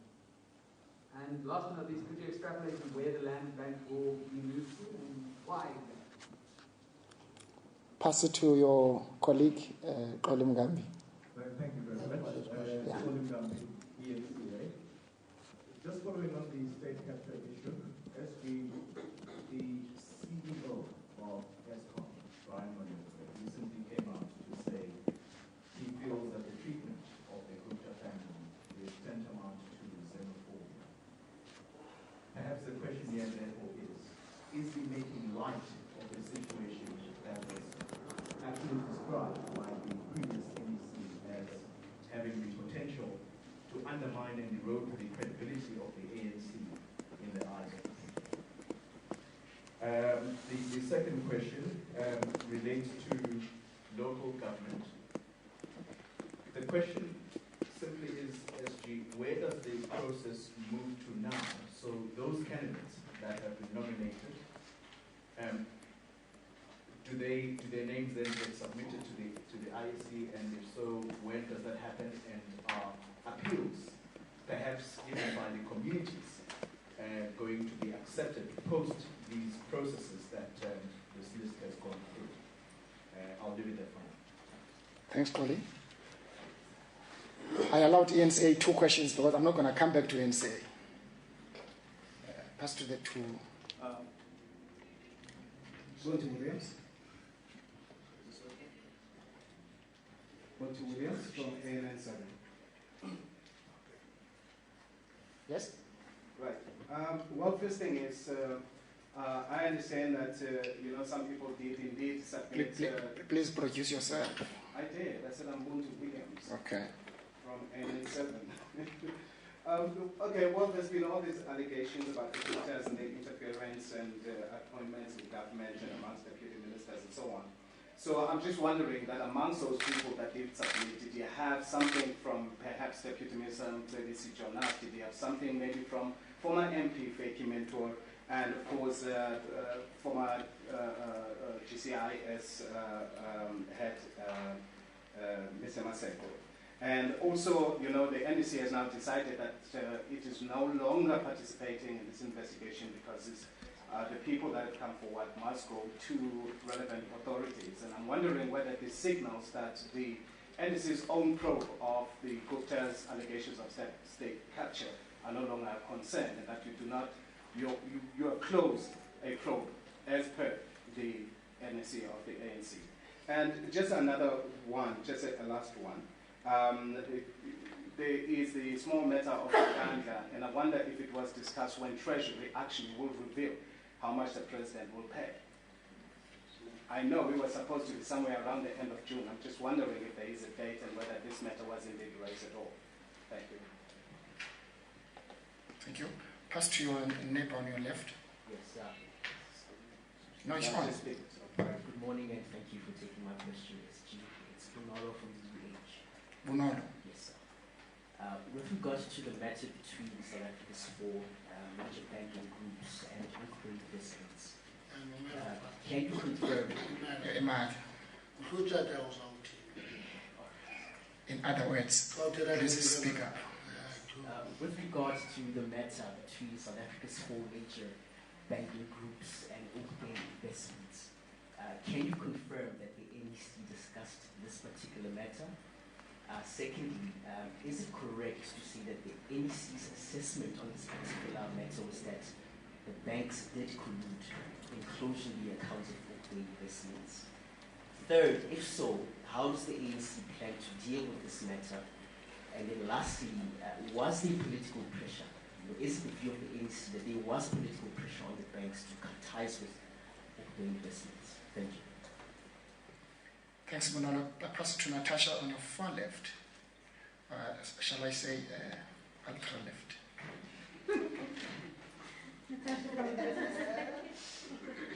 Ultra left in the business. Not in the Natasha from the business day. Two questions. S&P is due this week, at the end of this week, to make a decision on whether it's going to downgrade the country or not, our sovereign ratings. The question about, you noted that the following, there were critical points to halt the decline in the economy, and among them was private investments. Did you discuss the political issues that have been raised by some of the ratings agencies in the run-up to this review? And the second question is around the re-evaluation of the role of SOEs. Can you provide more clarity on that? What do you mean by re-evaluating the role of SOEs? Thank you. I'm making an assumption that you think we know the political issues that would have been raised by rating agencies. Well, there were issues around political stability that were raised.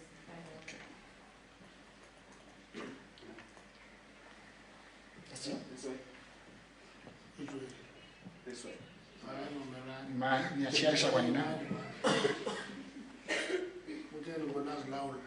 No, sir, I'll bring it back. No.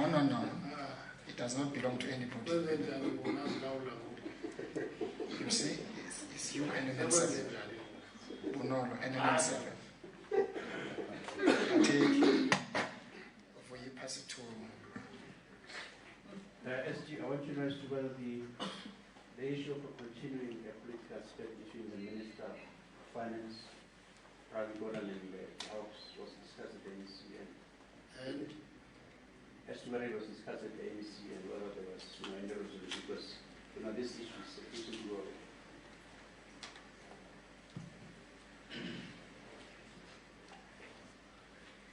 Let's take those, SG. I see there are 3 questions which is asked almost like one question.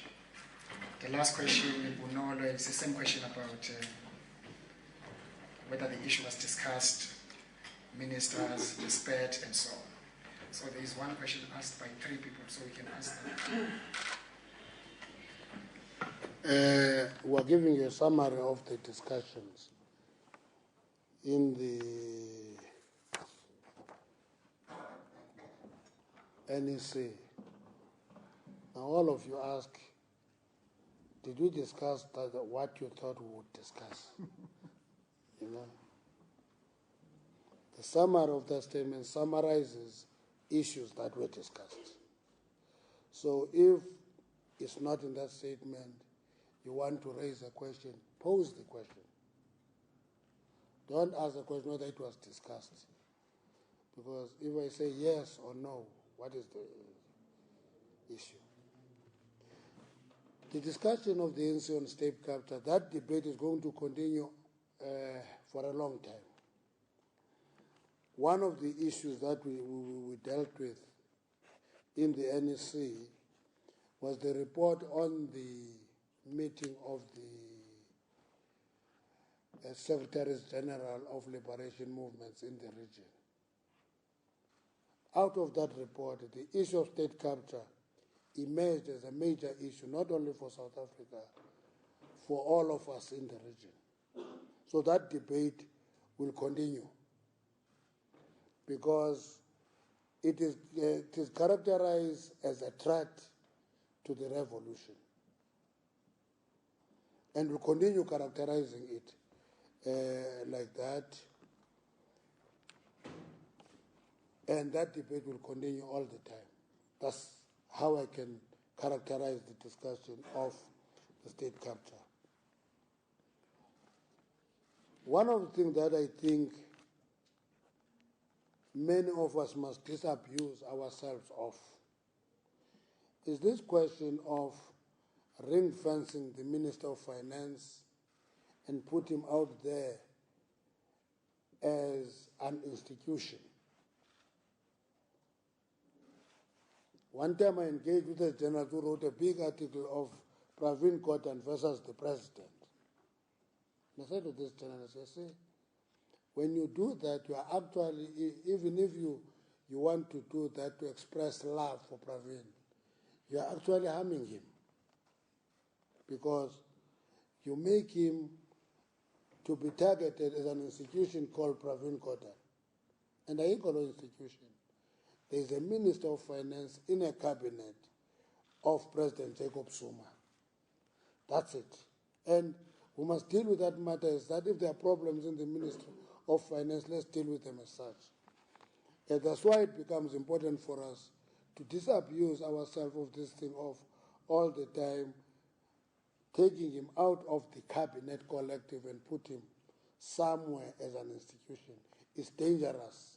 You are actually weakening him in the collective. The institutions that we refer to, all we are saying is that the NEC created an avenue, say, come and report, want to deal with this matter.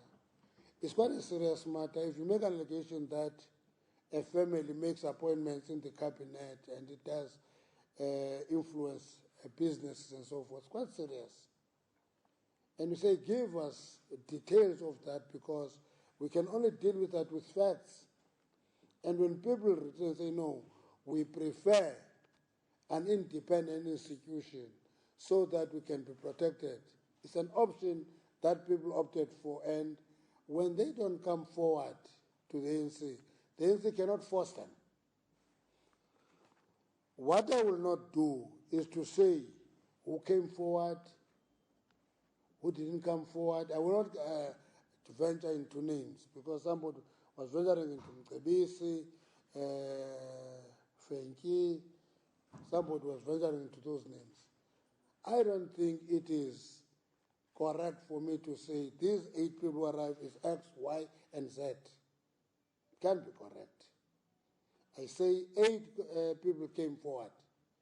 Only one was prepared to make a written submission. That made the exercise fruitless for us because we wanted to have those details so that we can actually say this is how we take this process forward. But if people say we fear for ourselves and we fear for our jobs, if we come forward and disclose who we are, we may be targeted, so please appoint an independent. And we say go to the institutions. There are institutions. If you think that it is risky to raise your issues with the ANC, then go to the institutions. They are there. There are many institutions. If it's criminal, police are there. If you want investigation, you can go to the Auditor General, you can go to the Public Protector, you can go to many Chapter 9 institutions. If that is the option that comrades take, they think that their own organization, if they give detail to their own organization, that will open them up. The organization cannot say, please come. It can't work that way. That is all we're saying. We say this, but it doesn't mean that we're walking away from it. We'll continue monitoring that space as an organization. But if you make allegations, you must be bold enough to take them through. And one of the consequences is that if you get sacrificed in the process for a good cause, that is what we did all our lives, sacrificing for a good cause. But if you became clay feet, you develop clay feet in the process, the ANC cannot push you to do anything more.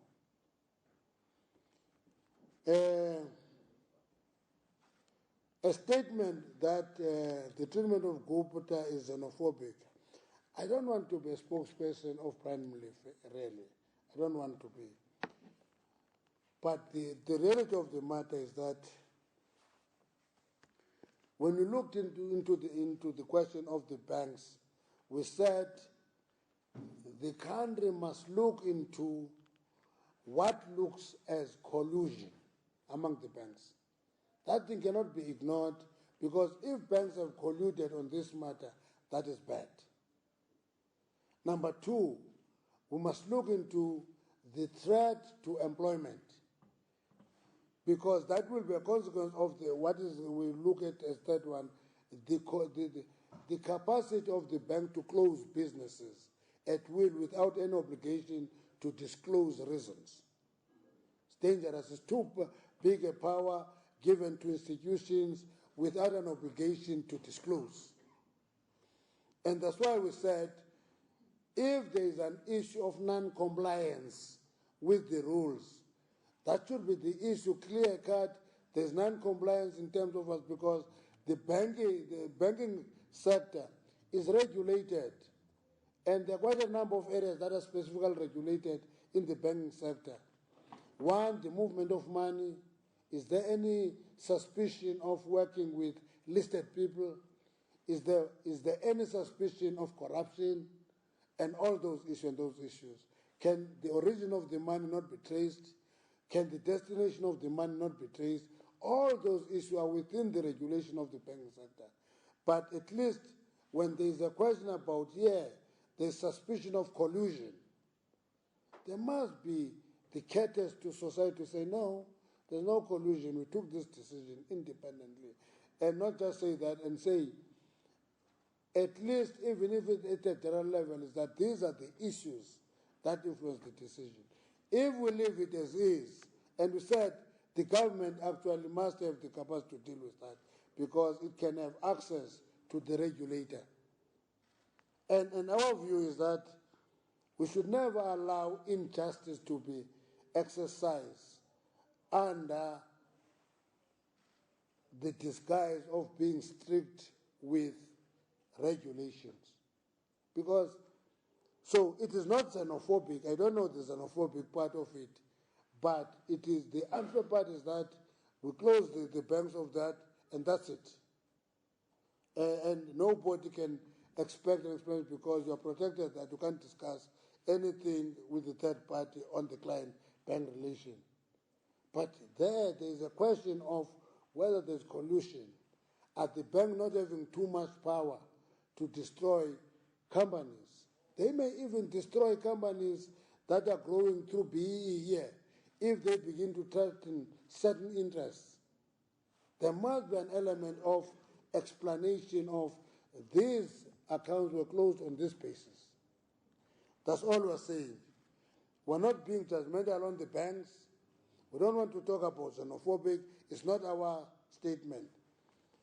Where to from now on local government? We're busy actually capturing our candidates now. We'll register them. The deadline is the 2nd of June, which is Thursday. We'll register our candidates.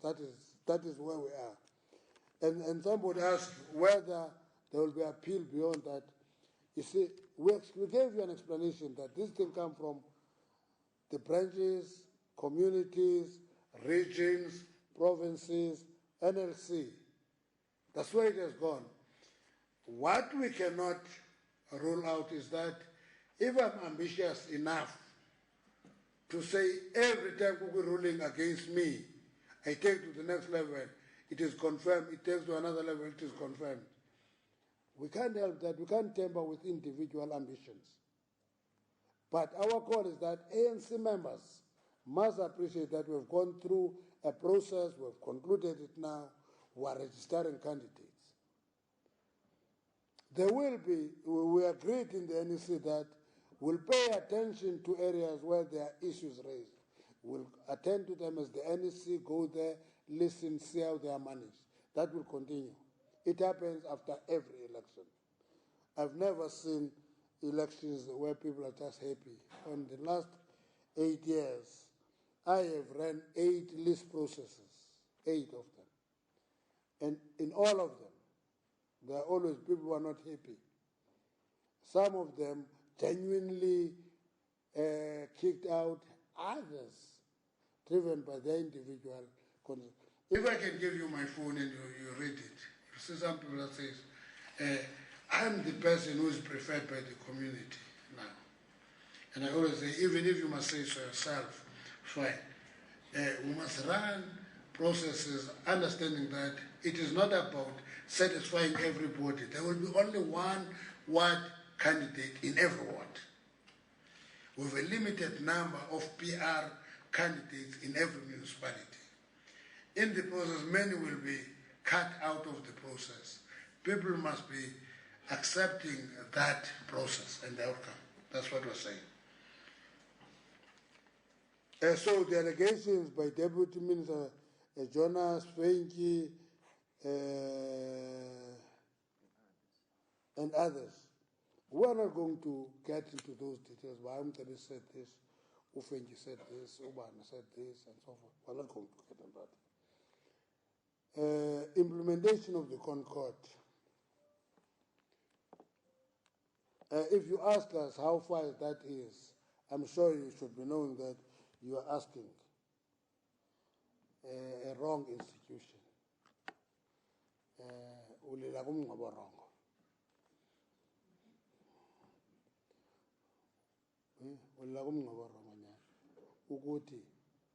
The judgment is clear.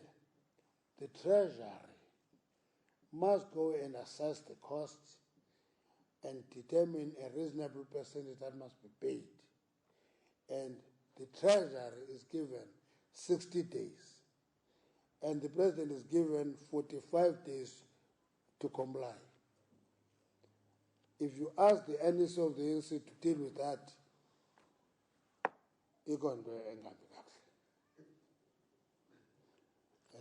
Really, there's something wrong with that. I thought you would have just brought it up, that something seems to be concluded. All I'm saying is the Treasury, is in the judgment, must do this in 60 days. In 45 days, the President must comply. What we said, we support the judgment. We're urging state institutions involved to implement. Now, it can't be the business of the NEC to get into Treasury and call the team of bureaucrats there. How far are you? Actually, if we can do that, we'll be sitting here and say, there is a report that the ANC is interfering with the National Treasury. Allow the National Treasury to continue doing its work, do its assessment, determine what should be paid, and that will be delivered to the court, and the President will be told, here is what you should pay, and he is given 45 days to do so. If the ANC gets the... Actually, in the judgment, there is even specific that you should pay personally, meaning that the ANC, even if it is tempted, cannot have a fundraising activity. They were raising funds for this money, will pay on behalf of the President. We will be in contempt of the court. Basically, this question is inviting us to act in contempt of the court. Now, Was there any political pressure on the banks to close their accounts? If the banks can't talk about themselves, we can't understand it until they say so. If they can't say so, they refuse to talk to anybody on the basis that, listen, it is our business with our client. Where do you come in? So how would we know whether there was political pressure or not? We can't know that because the banks have closed their accounts. They can't say anything about it. To us, that is the strangest part, because if we want to educate society, we must be able to say these accounts were closed because there was this transgression. And educate society. For example, in the NSC, we took a decision that there must be workshops to educate publicly exposed persons, publicly exposed persons, who are subjected to enhanced due diligence. You are subjected to know your person, you are subjected to due diligence. We are subject to something called enhanced due diligence because we are personally exposed persons. And I was saying to Ziz, Ziz, to be political activist in South Africa is an offense. You are guilty until you prove otherwise. That's what it means, that there's a specific rule set aside for political exposed persons, us, and our families, which doesn't apply to anybody else, meaning that we are assumed to be guilty until we prove otherwise. That's what it means, in essence. So we cannot answer the question whether there was political pressure or not. We'll not know that. Only the banks know. Political issues raised by the rating agencies. When we met we met Moody's when they were here. We met Standard & Poor. No, poor. The poor is an Afrikaans. No, I don't want to say poor. They are not poor. Standard & Poor. We met them when they were here. One of the issues that we raised is that we are not doing things to impress rating agencies. We're doing work that is good for the country, and the rating agencies must rate that work. For example, why is it, because one of the issues that is raised as political is there is a coming conference of the ANC where there will be a contest. And the question we ask is that when there's a contest in the Labour Party in Britain, there is no halu-balu, and they contest, Miliband brothers contest each other, the younger one wins. He goes and leads the Labour Party in the elections. His campaign is a disaster. He gets removed on the feet, there are new contestation. It's never described as political instability. Why should it be political instability when we go to a conference? We'll go to a conference every 5 years. On the 16th to the 20th of December, every 5 years, we'll be in the conference of the ANC. And one of the business of that conference will be election of leadership.